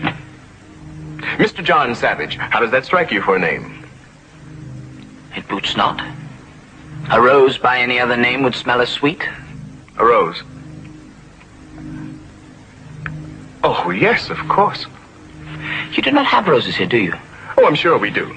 In one of our nature nausea classes or museums. But don't people wish to see flowers growing? They did once. But we found that flowers are counterproductive. A time that could have been spent producing or consuming was wasted idly looking at flowers. I'm afraid I do not understand. Well, of course you don't. Yet. But you will. That is, if you stay with us. You're not going to send me back? No. No. Well, only if you wish. You see, Mr. Savage, here in our world, you may do anything you wish, be anything you wish, have anything you wish. Yes, and have anyone you wish.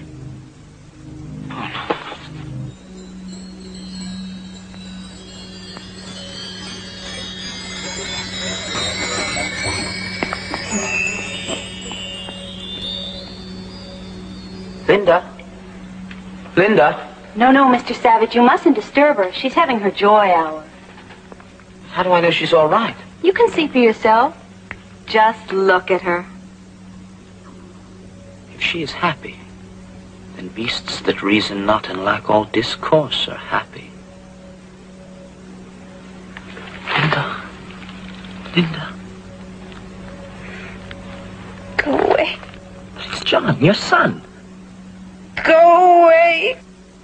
Soma!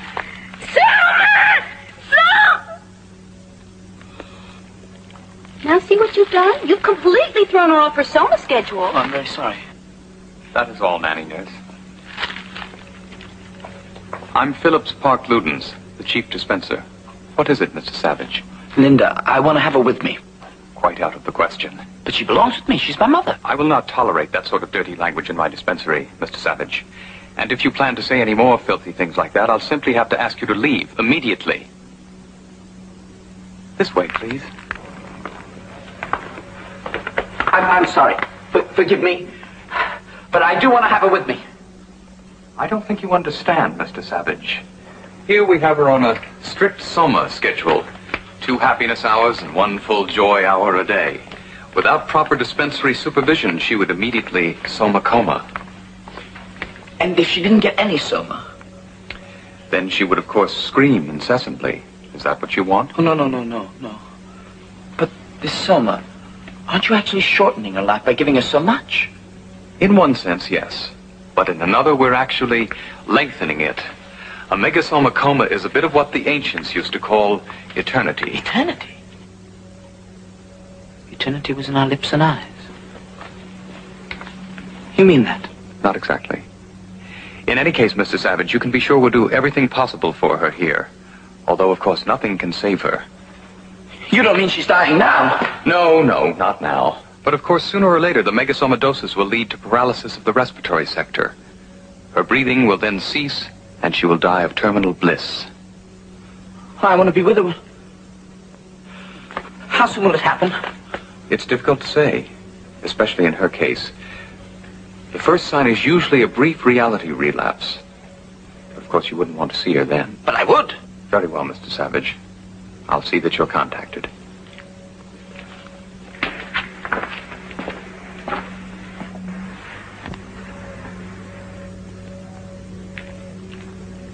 To His Fordship, Mustafa Mond, Western World Controller, from Bernard Marx. Subject, John Savage. I first took the Savage to the great cathedral of our Ford. He was obviously inspired by the deep synthetic reverence of the worshippers, and I believe I was able to explain to him the rudiments of surrogate spirituality and placidic belief. John's tour of a senior kindergarten conditioning school was, under my close guidance, a complete success.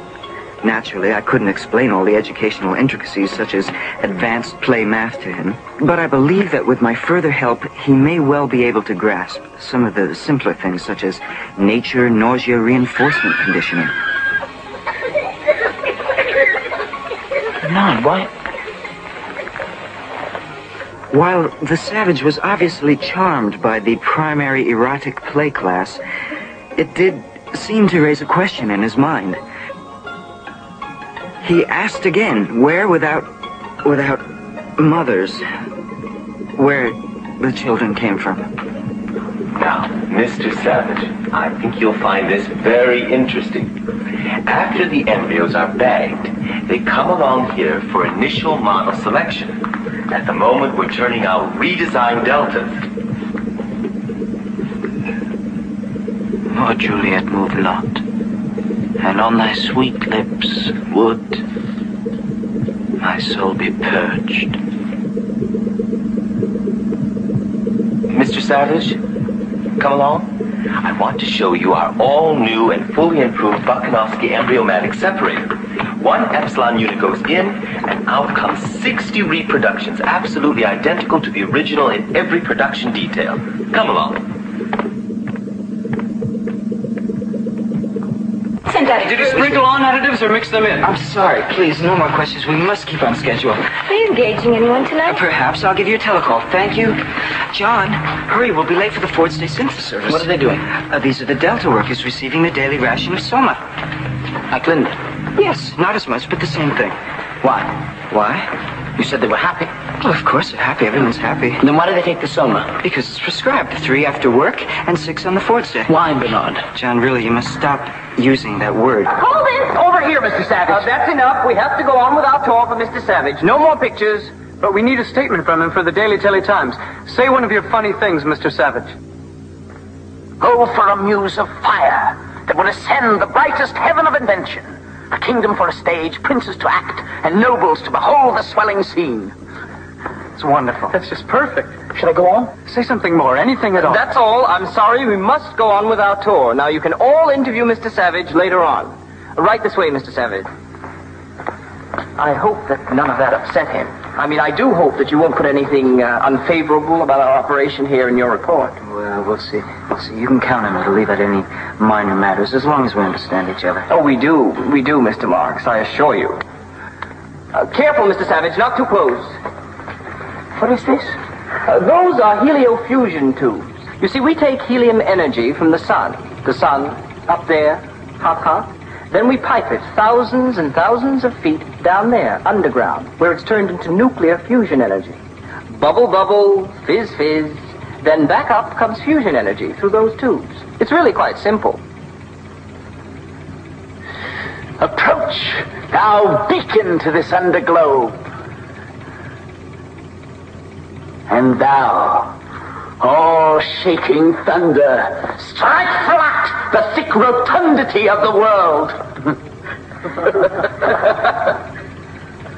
Well, yes, I suppose you could put it that way.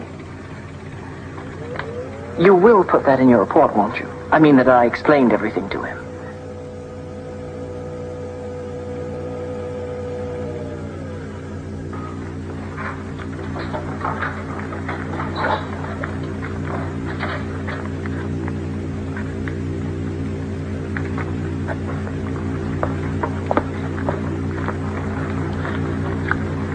What's wrong with them? Oh, that's a batch of our especially substunted epsilon workers. As you can see, Mr. Savage, they were designed specifically for heliofusion work. The heat immersion pigment, growth inhibiting hormones. You will note that their bodies were designed to fit perfectly into the coils of the tubes. Bernard, may we go? Oh, but we haven't seen the Delta Radiotrax workers yet. We haven't seen... I must go. I feel a sickness of spirit. I'm sorry. Oh, perhaps we'd better go. But you won't put any of this in your report, will you? But we have to leave.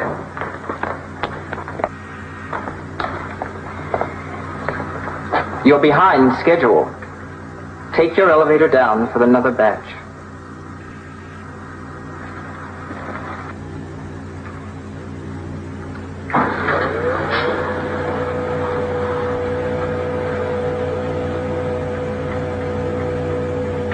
Do you know you did extremely well the other day at electro-obstacle golf? I mean, for never having played the game before? But it's not a game, Bernard. Everyone just sits at that machine and presses buttons, but no one runs or jumps or throws like in a game. Oh, it used to be like that once, I think, with a round object that people used to hit this way and that with sticks. Naturally, not that many people could play at the same time.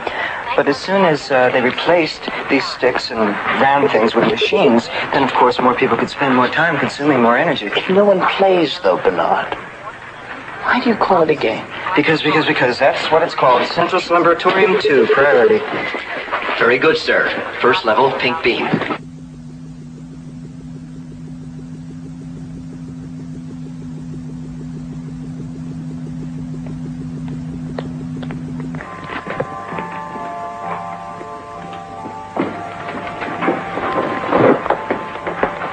is this, Bernard? This is the Slumberatorium Garden of the Departed Ones, and there's no need to whisper.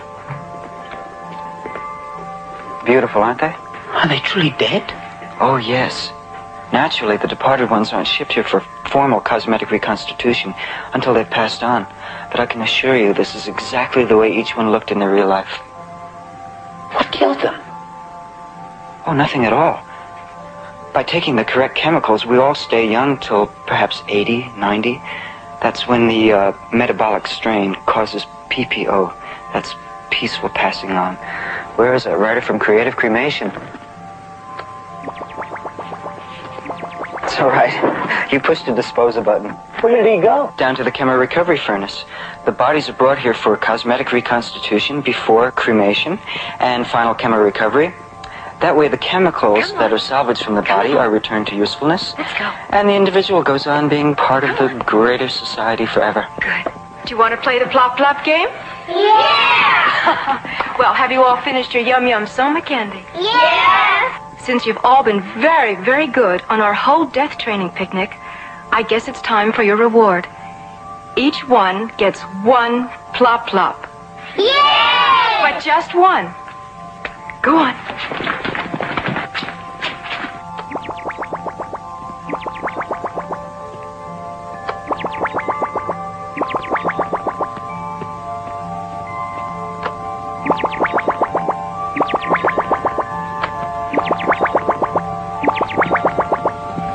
All right, children, all together. Death is perfect, death is fun, death is good for everyone. Good, very good. Let's do it again and show Mr. Savage here how we sing our We're Not Afraid of Dying song. When there's no one left, sing a song of death. 420 corpses baconed in a stew, making pretty chemicals just for me and you. Death is perfect. No, you don't understand. Death is dark as night. In that country from whose bourne no traveler returns. And none need court death, for death will come to each. So let us sit upon the ground and tell sad stories of the death of kings. Let us talk of graves. Really, Mr. Savage, of worms. you have completely ruined my death training class. Now I'll have to start all over again with them. Come on, children. We'll go back to the Dying Inn Hospital and have a fun picnic. Come along. Come on.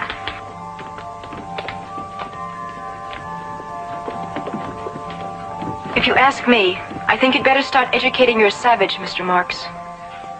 Come on. I'm sorry, Bernard. I seem to have done something wrong. John, this incident is strictly between you and me.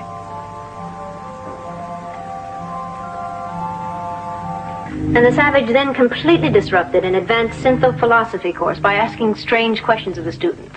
What sort of questions exactly? Well, here, for instance, he asked them to explain to him why life was a tale told by an idiot full of sound and fury signifying nothing. Some sort of primitive gibberish, obviously. Ah, yes. Macbeth. Yes, obviously, gibberish. How about females? How many has he engaged with so far? None. I know it's incredible, but at least according to this report from Bernard Marks, that does seem to be the case.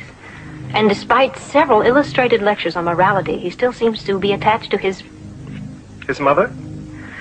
Yes, his mother. Decidedly unnatural.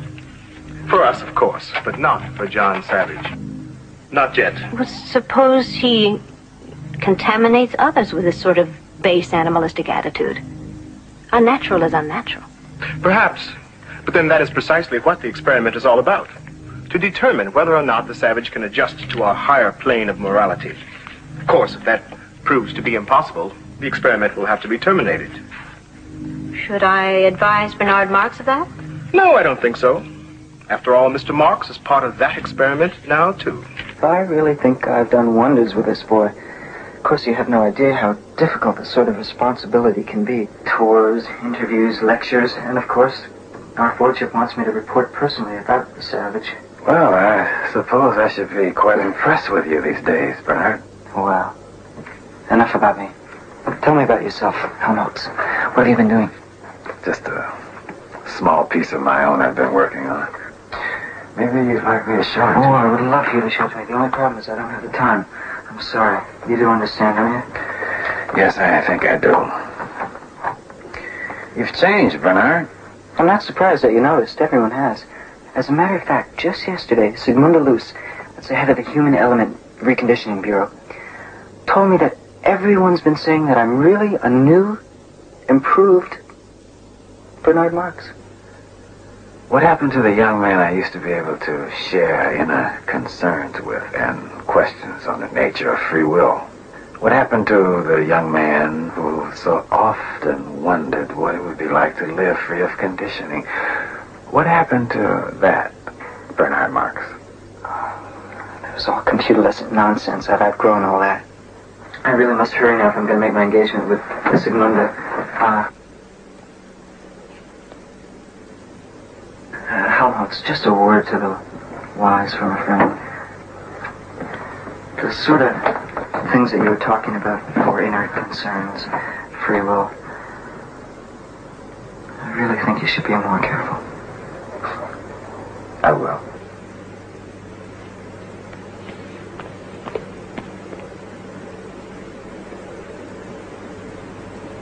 Tonight? You're going to engage with the Savage tonight? How thrilling. Bernard arranged it. Oh, I really do envy you, Lenina. I mean, everybody's talking about you being interviewed by the Feely Tone News, being asked to lecture at the Young Women's 40th Association, and being engaged by the president of the External and Internal Secretions Corporation. Oh, God, it's so wonderful. Except... What? Well, one part of it bothers me a little. The trouble is I feel like I'm getting all this attention under false pretenses. The first thing everyone wants to know is what's it like to engage the Savage. The trouble is, I just can't tell them. Because I don't know. You don't know? You mean you've never engaged with the Savage? Why not? I've given him every opportunity. There must just be something about me that he doesn't like. Although I can't imagine what it could be. Well, I don't know either. I mean, you're very nomadic. Well, maybe tonight will be different. We're going to see the new Feely, and then we're going to take a sense of pleasure tour. He's bound to be in the right mood after that. Everyone says it's just wonderful. It's about this plasto food worker, that's Roger. And he eats something that accidentally deconditions him. And when he sees June, he only wants her. But because he's sick, he doesn't want anybody else to have her either. So he comes all alone at night to the... Oh, there is my June. Just like the moon. Up there in the sky like a big plastic pie. Who's there? Roger? Roger? Where are you, Roger? Here I am. Oh, come fly away with me and be my little Valentine. We'll engage all day and engage all night and soar forever to the highest height.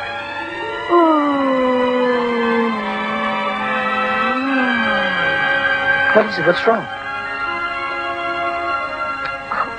You have to put your hand on the Feely mitt, or else you won't get all the effects. Oh, Junie June, I swear by yonder moony moon. No. Oh! I hear someone coming. You must go. Quick! Saying goodbye is so much fun that I will keep it up till night is done. No, it's wrong. Romeo and Juliet isn't like And that. I am a Beethoven. What's in a name tag? Would you sit down, please?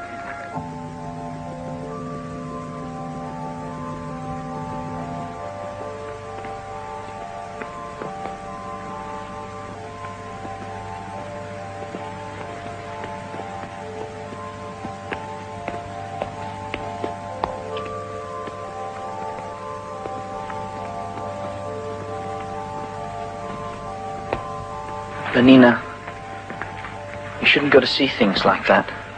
The feeling, you mean? It was base and ignoble. It was unworthy of someone like you. Well, I didn't know it was going to be like that. That it would be something that would upset you, I mean. You didn't know? Well, that explains everything. It does? Oh, then I'm glad.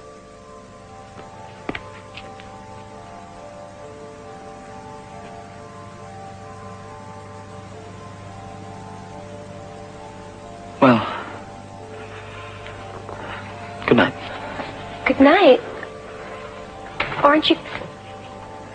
I mean, I thought that... No. Don't you like me? Don't you like the way I look? Why don't you just come in and...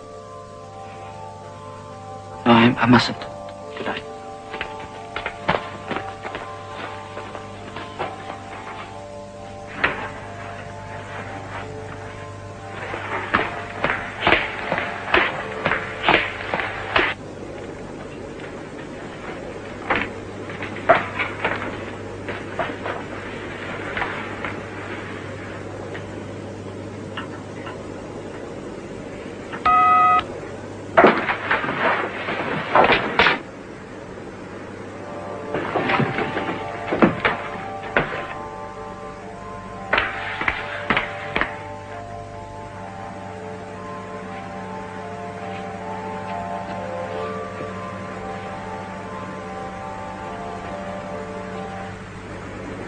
No, Henry.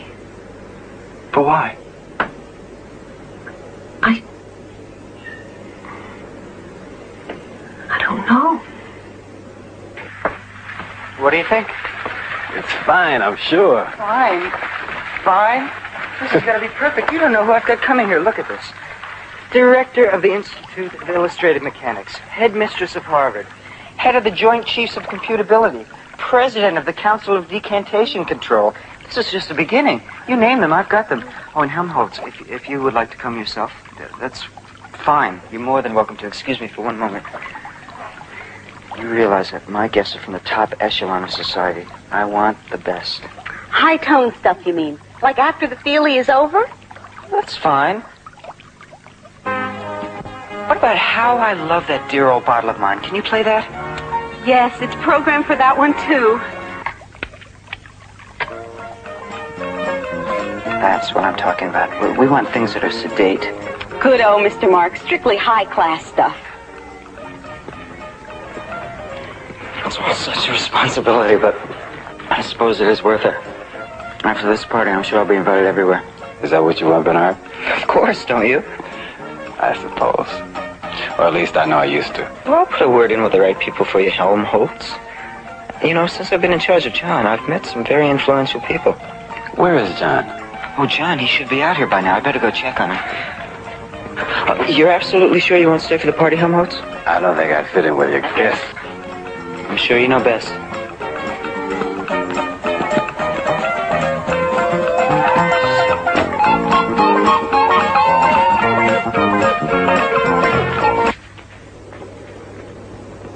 What are you doing? No, that won't do at all.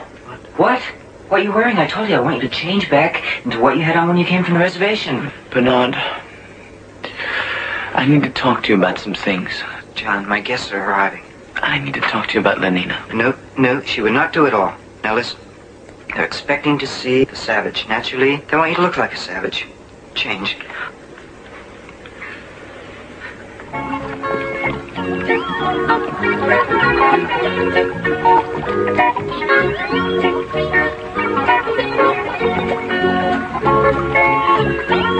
Mr. Martz, where's the savage? He's getting ready. There's Elton Lear, that marvelous telecartoonist. If you'll pardon me for 1 minute. Anita Shapley, Director of the Bureau of Standards and Practices of Socio-Sex Norms. Bernard Marx? Yes, I thought so. From your record, of course. My record? Oh, yes, we keep all sex deviance records on file.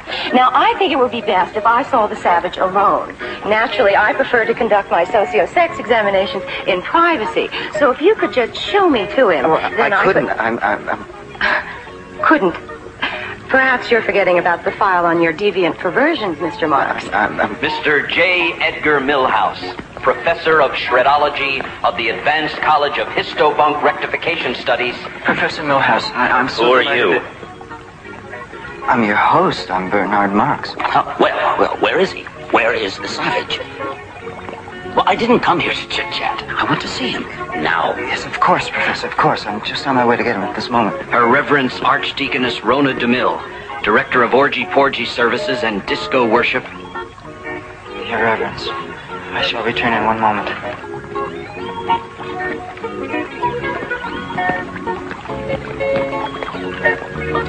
You have to come out, John. That's all there is to it. I promised every one of them that they could meet you, and every one of them is here. You should have asked me first whether I wanted to meet them. Look, you don't even have to say anything. Oh, maybe one or two of your little speeches the way that you do. Please come out, John. Please. I will not be as flies to wanton boys. They kill us for their sport. That's exactly the sort of thing that I'm talking about. That's exactly what I mean. If you could just come out and say something wonderful to them like that, they would adore you. No. John, how can you act like that? After all that I've done for you? Bringing you back here and everything else? John, this party is very important for me, and it should be important to you also. Everybody's here. Everyone who matters. They're all waiting to see you. John, you're acting like an absolute epsilon. I promise you, he is on his way. He'll be right here. He is coming. Excuse me. You haven't tasted the artificial soybean pie. It's delicious. No, I haven't, and I do not intend to. I have never been so humiliated in my life. Imagine rearranging my entire schedule to come here and examine the savage, and all for nothing. Oh, no, not all for nothing. He's a marvelous boy. I've made a note of this, Marx. And as far as I'm concerned, you should have been sent away somewhere. And after this, maybe you will be. Professor, I think that I was actually going to invite him to a high holy disco mass. You can be certain that after this, he'll never be invited anywhere. Would you all just please wait once? Don't think you're going to get away with this, you little nothing. I'm going to see that everyone finds out about this little fiasco you've staged. If you would all wait and be patient for one moment. Obviously, Thomas was right about you. Now everyone will know what you're really like. Benito, don't go. We can talk about all times we've always been friends. Not now, Bernard. I mean, if I stay here with you, then they'd start laughing at me, too. Oh, I don't care. Get out of here, all of you. All right, get out. Just get out. Get out of here. Stop playing and get out. Get out of here. What are you, deaf?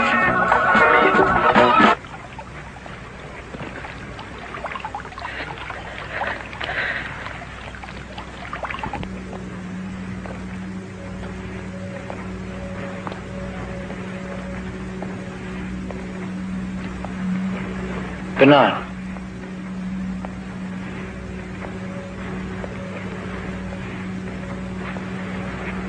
Did you send them away? No, they left. When they couldn't see you, they just left. It's a scandal. Everyone's going to be talking about it. Everyone's going to be laughing at me. Once in Malpais on the reservation, more than anything, I wanted to be chosen to be one of the hunters. They didn't want me. They laughed at me. Well, what did you do? I hunted alone. Well, it's not like that here, John. The most important thing is community, identity, stability. It's wrong to do something alone. Besides, what would I do? Anything you wish to do. I know you want to help, and I appreciate it, but you couldn't possibly understand what I'm going through. After all, you're nothing but an uncivilized savage.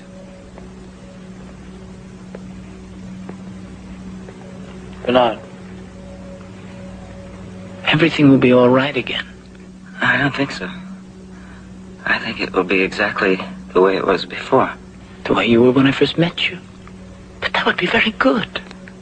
What are you talking about? Oh, Bernard, there's nothing wrong with being unhappy. Perhaps I do not understand. Perhaps you should speak to a friend you can trust. You have a friend, don't you? Of course I do. I have dozens of them. Dozens. Helmholtz. He's got time for me day, night. Come on. Whoever it is, go away. I don't want to see anyone. Helmholtz, it's me. Please, there are people trying to engage instead of wandering about shouting in the middle of the night. Oh, Bernard. John. Well, come in. Really? Some people just have no sense of decency at all. It was horrible. To have everyone leave me there? To be left? Alone? All alone. You can't imagine what that felt like. But I can. That's exactly what happened. I found out I could imagine it. I was chosen to give the guest lecture at the School for Advanced Emotional Engineering. And I don't know what suddenly possessed me, but instead of using the prescribed rhymes as examples, I started reciting a work of my own. A new jingle. Well, what's the harm in that? No, it's different than that. Wait. Here. I'll read some of it for you. I flee from all committees. Stick but a broken drum. Midnight in the city. Flutes in a vacuum. Shut eyes, sleepy faces, every stopped machine. Oh, stop it! I know, it's full of ideas, dissident ideas. There's even a part later on about the pleasures of solitude. Well, don't read it. Ideas like that. But my Ford, suppose they got inside someone's head. Yes, that's what the president of the Solidarity Council said when I had to appear before them. And of course they're right. I know they're right. It's just that I can't... Well, you should have destroyed these. You should have computer shredded them. They're not jingles. I have no idea what they are. Poetry. Poetry. Poetry? What kind of thing is this? Explain it to me. Well, it's not like anything else. It's beautiful. Like this. What a piece of work is a man. How noble in reason, how infinite in faculties. In form and moving, how express and admirable. In action, how like an angel. In apprehension, how like a god. That's worse than what Helmholtz read. The beauty of the world. The paragon of animals. And yet to me, what is this quintessence of dust? Just stop it! I can stop it! Bernard!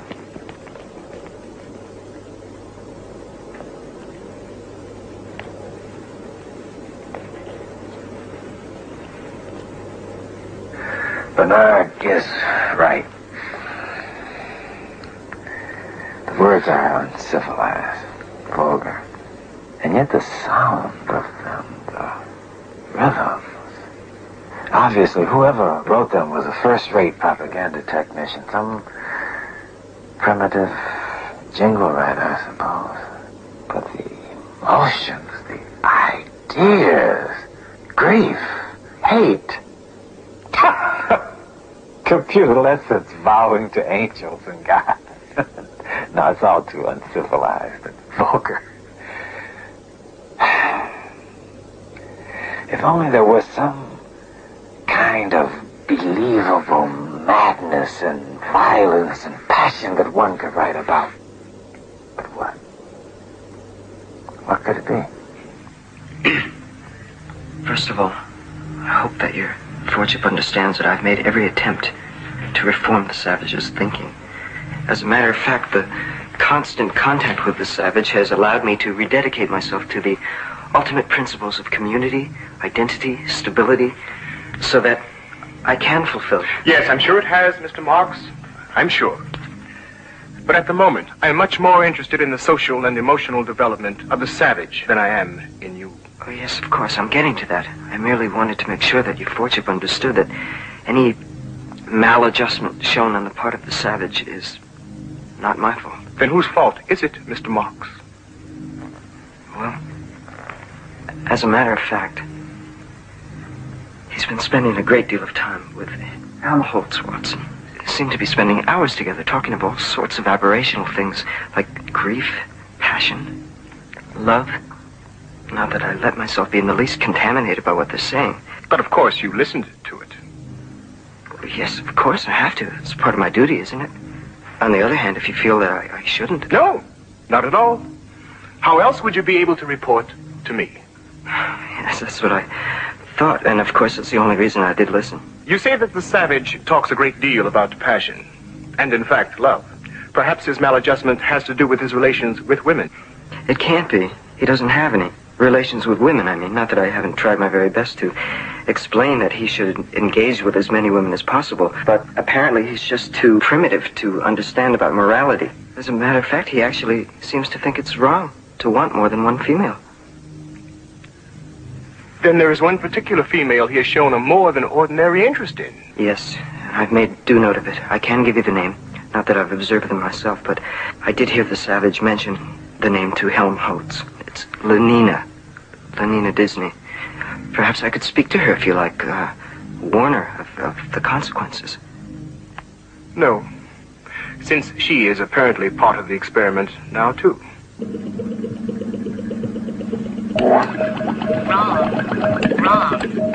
Wrong. Cease all computer sex order operations. Wrong button. What happened, Lenina? I don't know. I was supposed to be fertilizing a batch of gamma females, and I think I turned them all into epsilon males.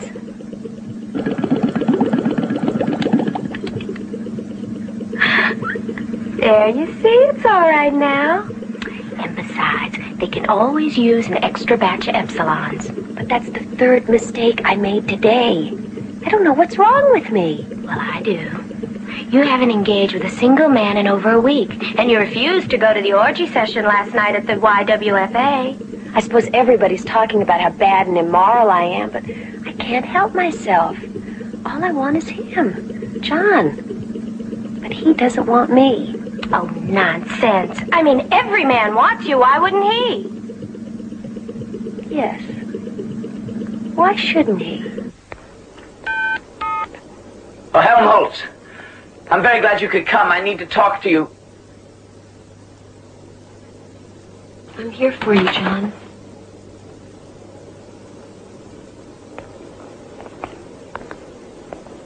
I just don't understand you.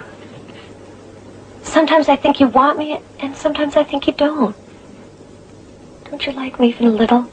Oh, yes. Oh, yes, more than that. More than words can wield the matter. Oh, I knew you really wanted to be with me.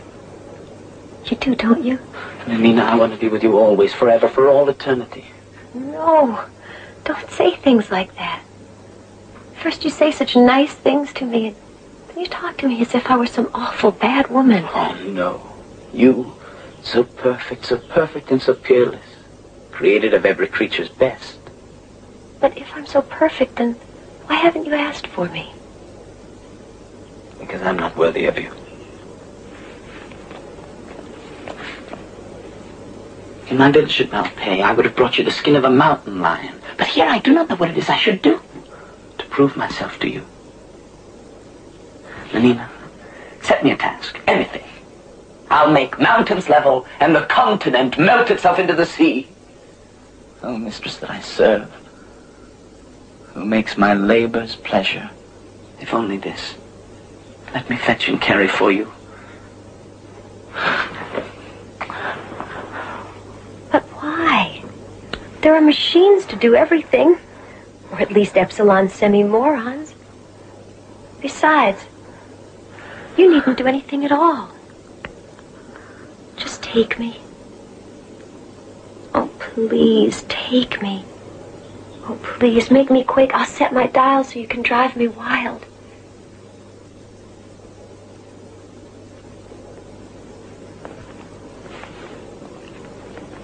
Oh, hug me. Hug me till you drug me. Give me a kiss that's full of bliss. Oh, shame, where is thy blush? Stop it, whore! Get me to a nunnery, go! A what? Assume a virtue if you have it not! Out of my sight, damned whore! A gram is better than a dam.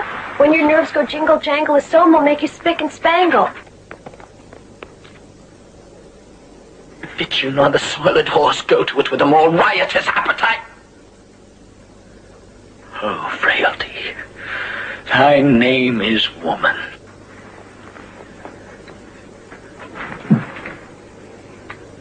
Was this goodly book made to write horror upon it?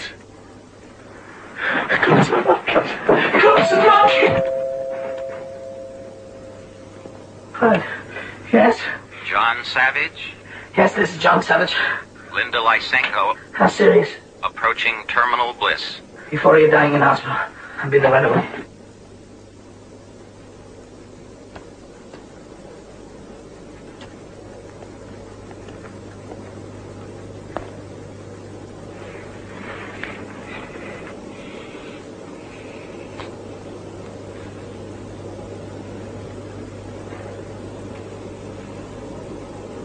I did love you.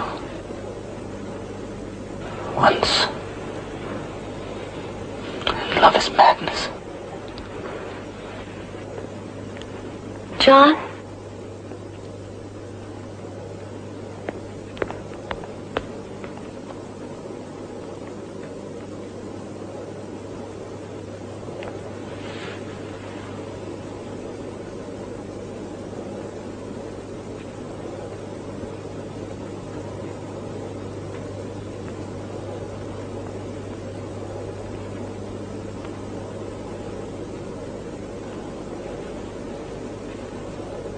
Telecall, it's all right. Yes, sir. Nanny nurse, what is this commotion about? He insists on going into the intensive euphoria unit. Are you the head nanny nurse? Yes. My name is John Savage. There's someone here. Linda Lysenko. I have to see her. I'm sorry, but no visitors are allowed in the IEU ward without permission from the chief dispenser. I received a call she was dying. Of course. We naturally assumed that you would be glad to hear the news. I'm not glad to hear it. Well, we can't have that. After all, death is happy. Death is good. I'll see that you get an amphetamine pill. No, I don't want a pill. I just want to see my mother. Mr. Savage, we don't allow that sort of dirty talk in here. That is all, Nanny Nurse? Yes, Chief Dispenser. Now then, Mr. Savage, I assume that you're here about Linda Lysenko. Well, I can only tell you that she's doing extremely well. Her megasoma infusions have had to be slightly increased, but she really seems quite cheery and happy, as of course is normal. Altogether, we're quite pleased with her condition. You mean she's going to be all right? She is all right, Mr. Savage. But the telecall, they said she was dying. Yes, any moment now, I should imagine. Tests indicate it will really be quite quick and simple. No need at all for a simple euthanasia treatment. May I see her first? I can't imagine why. But she's through there, in the final euphoria lounge. Don't disturb the others who are dying. The others? Of course. Death is social, and death is shared. There. Yes, exquisite, isn't it? Of course, I can't do the sort of finished artistic work they do in post-termination with molded plastic applications, silicone injections, and pigment infusions. Still, I actually prefer the little, what should I call it, lifelike quality that's always lacking in post-termination. This isn't Linda Lysenko. No. I was going to start next on her. And believe me, you absolutely will not know her when I'm through. No. But the results are so much better if I can start while they're still in a pre-terminal state. No! Well, if you don't care how she looks.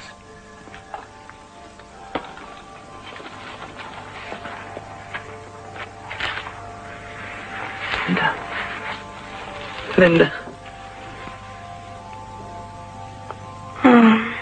John. Were you playing outside? Yes. Mm-hmm. You have to study now. So, when we go back to the other place, you'll know everything. Mm-hmm. Say your alphabet now with me. A, B, C. Vitamin D.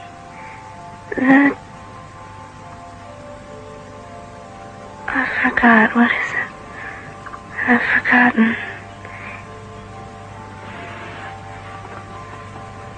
A, B, C. Vitamin D. The fat's in the liver. The God's in the sea. That's it. E, F, G, H, and I. Forwards in its flicker, and there's goodies in the sky.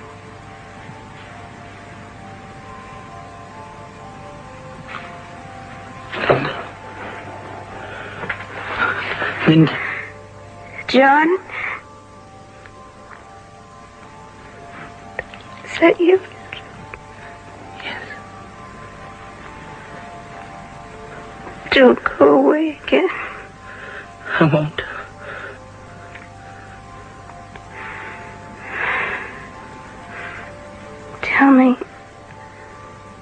Tell me again about what was it? About the pretty lady dreaming. Tell me that now, please.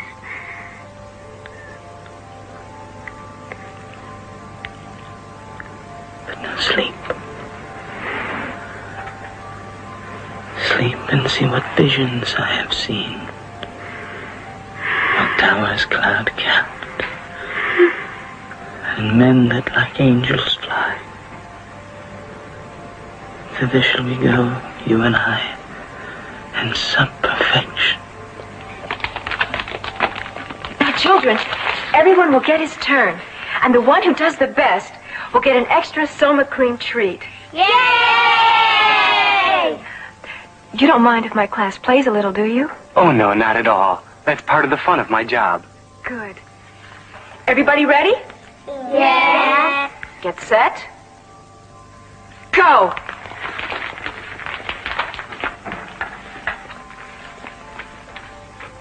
What's wrong with it? Leave her alone. You understand? Leave her alone.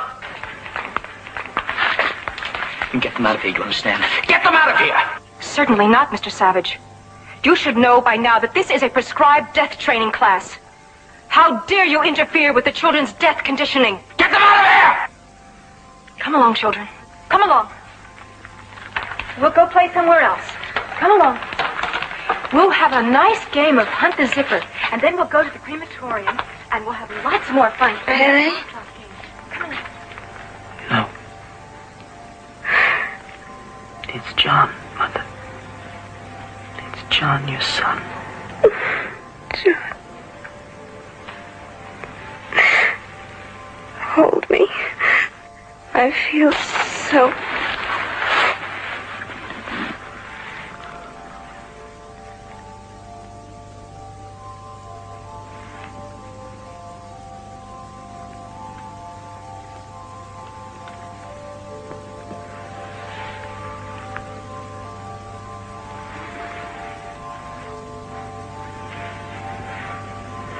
Help me. Please help me. Yes. But there's nothing at all wrong. She's just dead. Attention in the intensive euphoria lounge. A new happy one has just passed on. They'll be right in together. Are you sure she wouldn't benefit from a little touch-up before...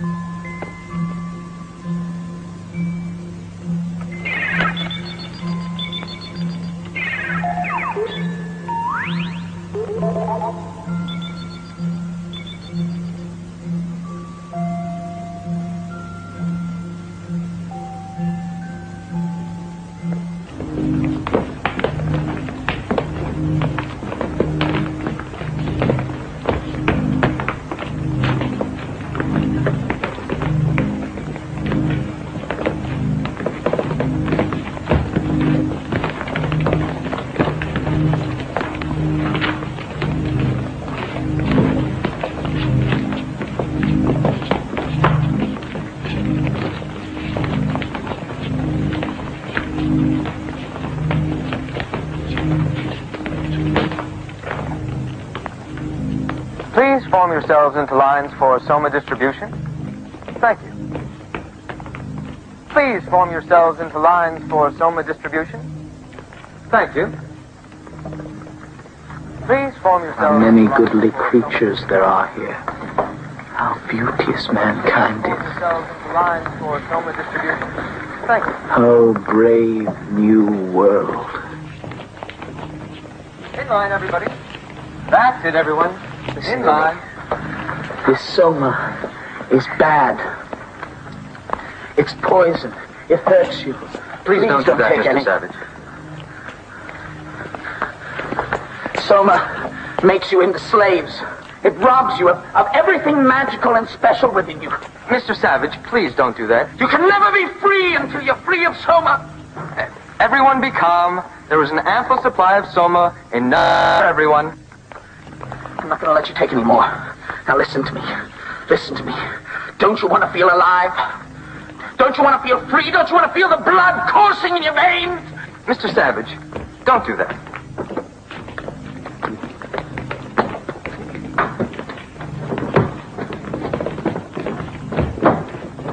This is poison! Mr. Savage. Mr. Savage, please. Mr. Savage. Mr. Savage, they need their Soma. No, they don't.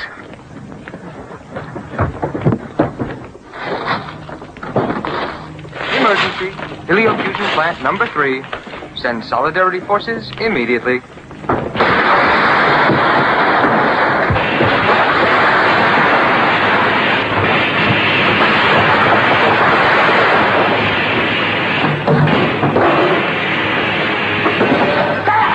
It's dark! Oh, Savage, please.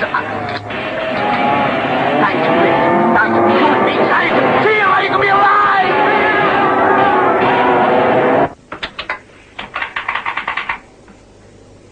Parkwood Place, number 317. Occupant John Savage. Present location. Activity respond.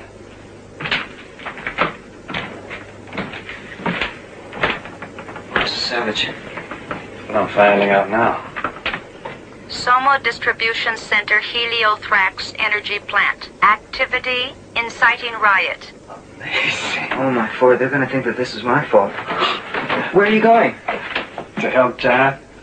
Soma! Soma! Soma! Soma! No! You're not going to take Soma! You're going to be free! Soma! Soma! Soma! Soma! Soma! Soma! Soma! Soma! Soma! Soma! Soma! Soma! Where's John? There. He's out of control. He's totally out of control. Let's get out of here. No. Let's help him.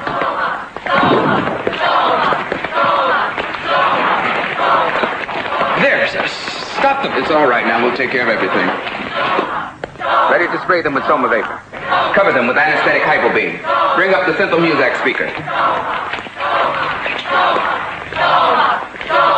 Ready to Synthocast. Voice of reason tape? No. I think the voice of good feeling. Anti-riot speech number 2. Medium strength. Yes, sir. My friends, please, please, what is the meaning of this? My dearest friends, why aren't you all being happy and good together? Happy and good, at peace, be calm, please, please. I do want you to be happy. Be happy. Be happy. Be happy. Be happy. Now goodbye, my dearest, dearest friends. May the good Ford keep you and watch over you. Now Destroy Soma. Destroy Soma. May the good Ford Apparently, the And Soma watch vapor did not completely restore them to emotional stability. Destroy Soma. Destroy Soma. Destroy Soma. Farewell. We don't need your Soma. We're free, right? He's the one who caused it. The savage. Nevertheless, I'm afraid we'll have to take them all in. Will the 3 of you come along quietly, or must we anesthetize? We'll come. Thank you. Well, me? Well, why me? I'm not involved in it. This is a mistake. I'm sorry, Mr. Marks, but orders have been issued directly from the Western Controller's office by his forwardship Mustafa Mond. All three of you to be taken in immediately. They're here. Yes, they're waiting for you. It's a shame. Especially the savage. After all, he was anthropologically unique. Why are they taking so long? What are they going to do? If I could just explain to someone, this isn't my fault. What are you doing? I'm making some notes on a new jingle about feeling. Feeling what? I don't know, something, anything, just feeling. Well, that's ridiculous, and it's certainly not going to be any help with the trouble we're in here. I don't care about that. Well, I do. What about me? What rhymes with hurt? Quirt, dirt, a spurt, that's it, spurt. Not the deepest wounds could hurt, though from them life's blood did spurt. You'll tell them for me, won't you, John? What? That this isn't my fault? I'll tell them what you... Look at this, Bernard.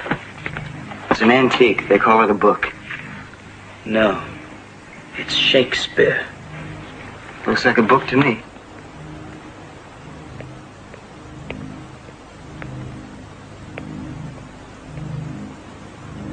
Your fortune. I can explain everything.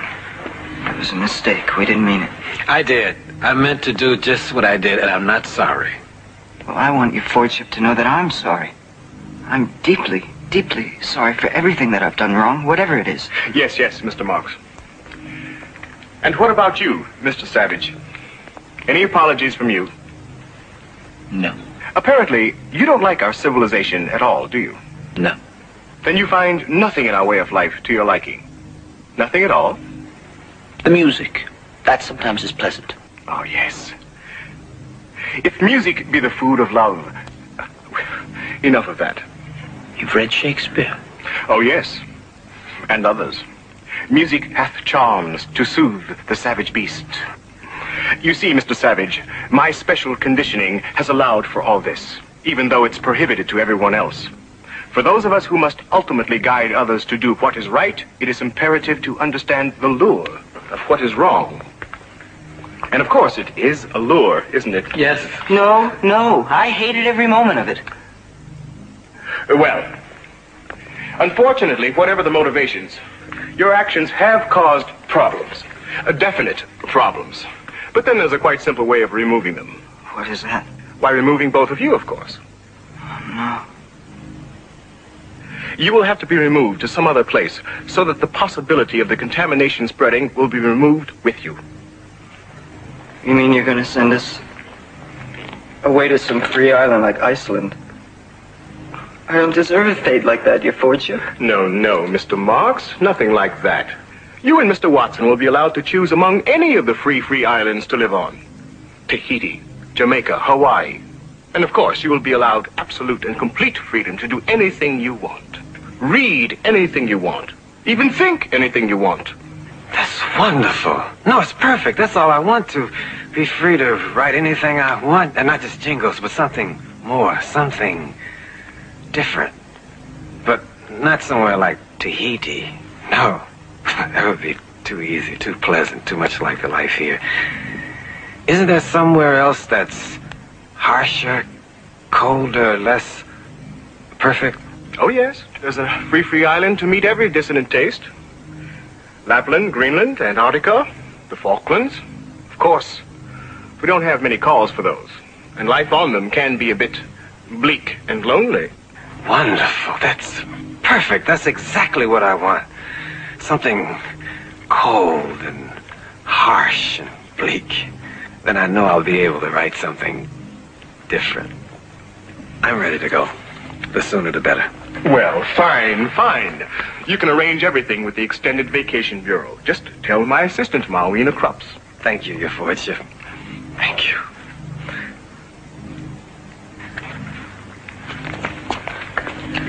John.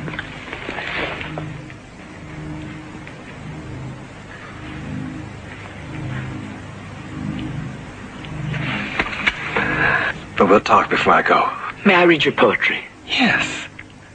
Thank you. Wonderful.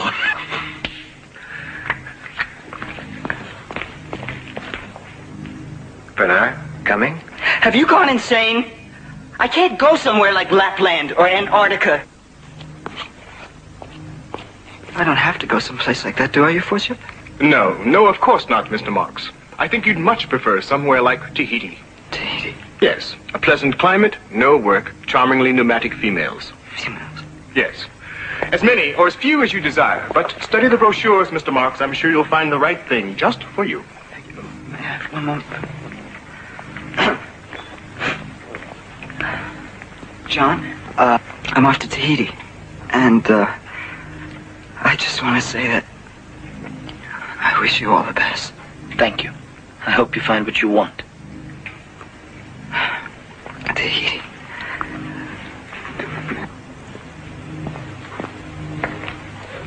Charmingly pneumatic females. You can do anything you want. Read anything you want. Think anything you want.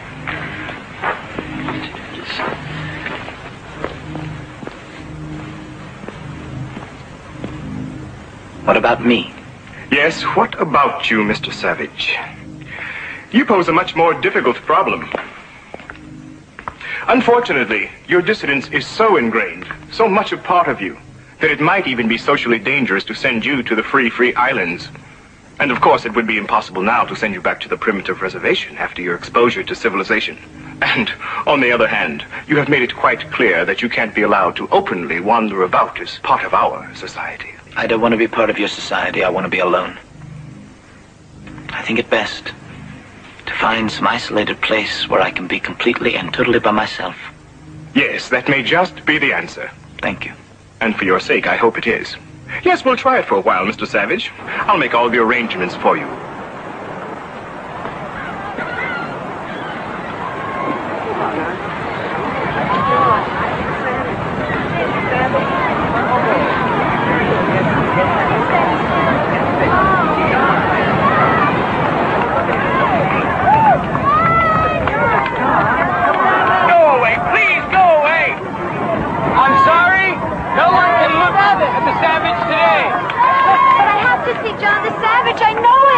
No visitors today. You'll have to leave with the others. Move along.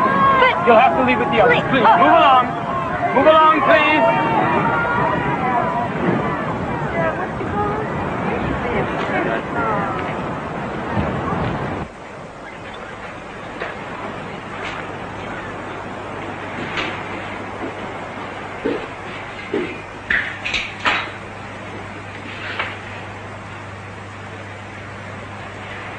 Good morning, Mr. Savage. I took advantage of my position to let myself in. I hope you don't mind. No. If you'd like to join me, I think I have enough for two. Enough of what, exactly? Well, it's going to be a stew. Potatoes, carrots, onions, fresh fish heads. No, thank you. I had some imitation scrambled cholesterol before I left. But you go right ahead. Interesting. You've grown your own food, built furniture, woven cloth for yourself. So now you're Robinson Crusoe, and this is your very own Walden. I'm sorry. Oh, I'm sorry. I was referring to some other books that you perhaps haven't read. But then I'm sure the same ideas could be found in Shakespeare. Someone cast on an island who builds a dwelling for himself to live in. Be not afraid. The isle is full of noises, sounds, and sweet airs that give delight and hurt not. Ah, yes. The native Caliban from your Mr. Shakespeare's The Tempest. And is that what you are now, Mr. Savage? Not afraid, at peace with yourself? And if so, why do you have this? To drive evil spirits out of your body, I suppose. I don't believe in evil spirits anymore. I'm not even sure I believe in the good ones. I wish I could, but I can't. So we've taken that away from you, too. I'm sorry. But then if you don't believe in evil spirits anymore, why do you whip yourself? I still believe in my spirit. And the desires within me which are evil. But my dear Mr. Savage, with a violence passion surrogate treatment, you could achieve the same end, but without any of the unpleasantness and inconvenience. No need for hair shirts and whips. Just the proper button to push and in complete comfort. I don't want comfort. Then what do you want? Unpleasantness? Suffering? Pain? Yes, I want all of that. And all of the things you've done away with. I want danger, I want poetry, I want goodness, I want sin, I want freedom. Put more directly, what you are really saying is that you claim the right to be unhappy. All right, then. I claim the right to be unhappy.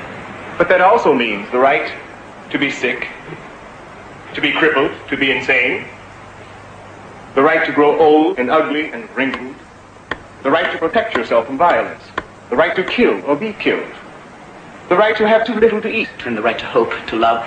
Yes, even the right to fall in love, and then be spurned, betrayed, left racked with pain and jealousy. Is all of that really what you want, Mr. Savage? That's exactly what I want. I claim all of it.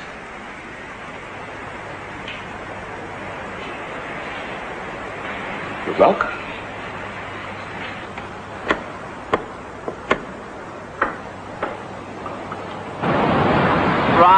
Right. Now there's the angle I want, right through there.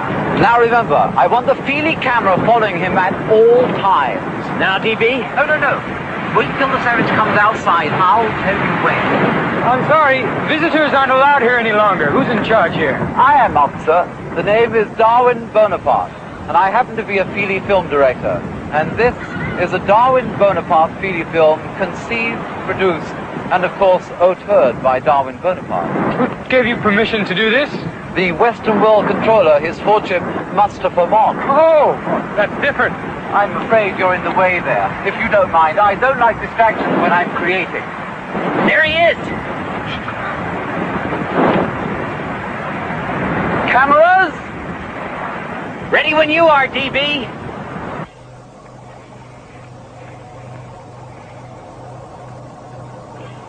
You see how I've caught the artistic essence of the Savage, Your Lordship?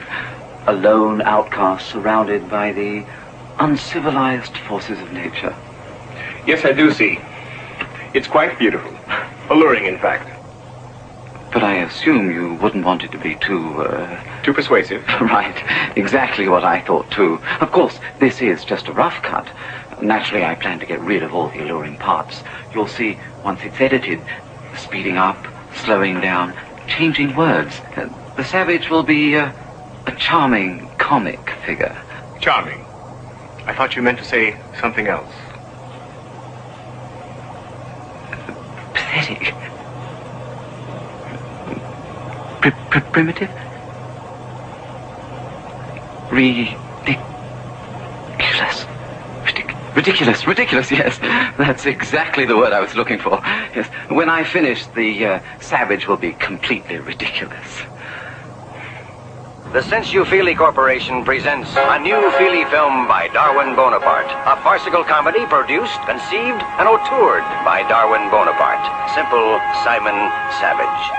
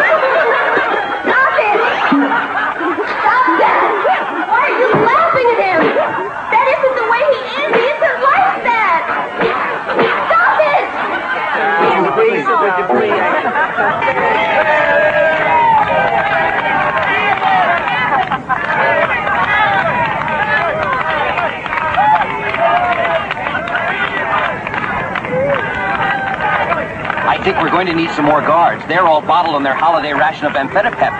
If the Savage doesn't come out soon, it could turn into a riot. You'd better send for soma gas. We may need it. Yes, sir. No, please. Please, no. Please, no.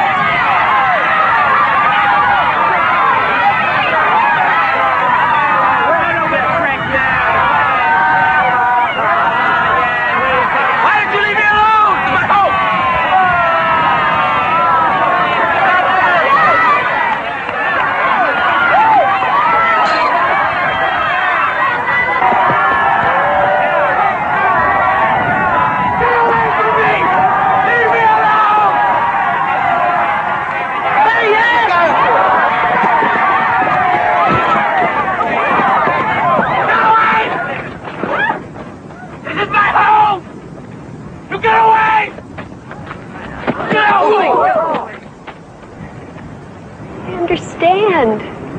I know what you meant. I felt it. Thine own love my heart proclaims. Do you understand, John?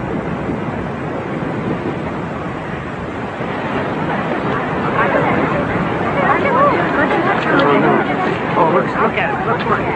Come on, touch it. Oh, yeah. What is that? I want to feel like that.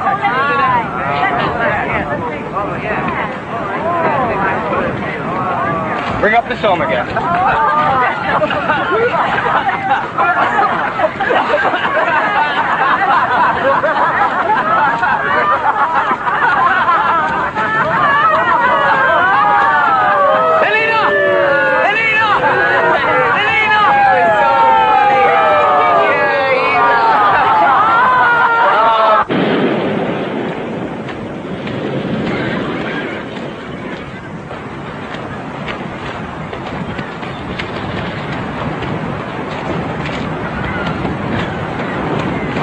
Whoever you're looking for, sir, we must already have them.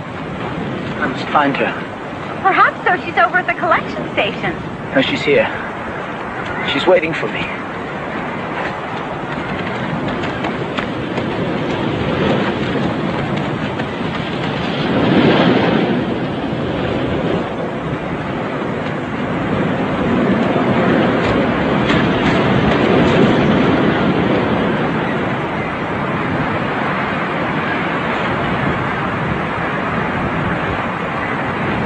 Breathe. I prithee breathe, Lenina. Then no more shall I. Eyes, look your last. Heart, take your last embrace.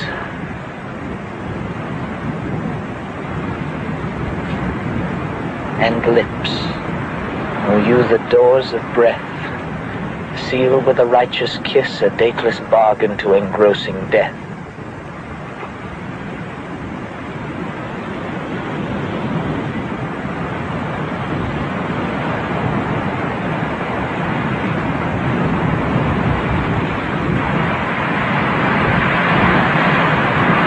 Here's to my love.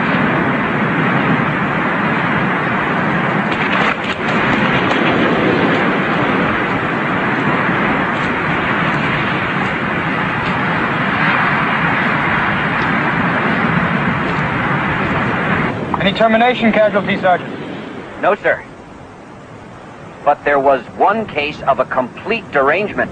A beta, female, Lenina Disney. And when we revived her, she began talking very strangely. We couldn't make out all the words, except for some very vulgar ones. Yes? Love? Marriage? And some even filthier than that. She kept pleading to be left here. Of course, we resomatized her immediately. See that she's taken to the nearest moral reconditioning center. Obviously a case of acute sexomania. But a few days of synthotherapy and she'll be quite normal and happy again. Yes, sir.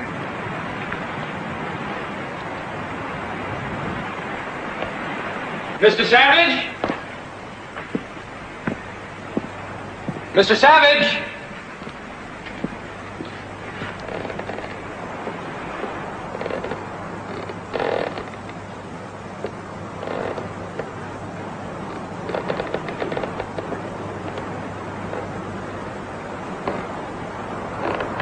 Is it finished? Yes, all records of the experiment have been computer shredded and completely electro-erased. Of course, he posed great problems. People wondering how he could do without Soma. Why he lived alone. How, why? But still I wonder. Was there another way, Mawina? For the savage? What? I don't know. Well, you tried to civilize him. To teach him. Yes, like Caliban. The plague take you, Prospero, for teaching me. Caliban? A different savage, a magician, an ancient kind of controller named Prospero tried to civilize. Just a story. I don't understand. No, but John did. Will there be anything more, Your Lordship? No, nothing more at all.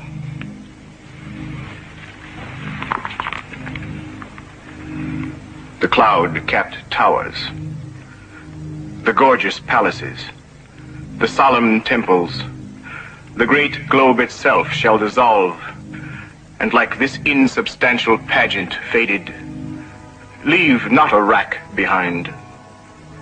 We are such stuff as dreams are made on, and our little life is rounded with a sleep.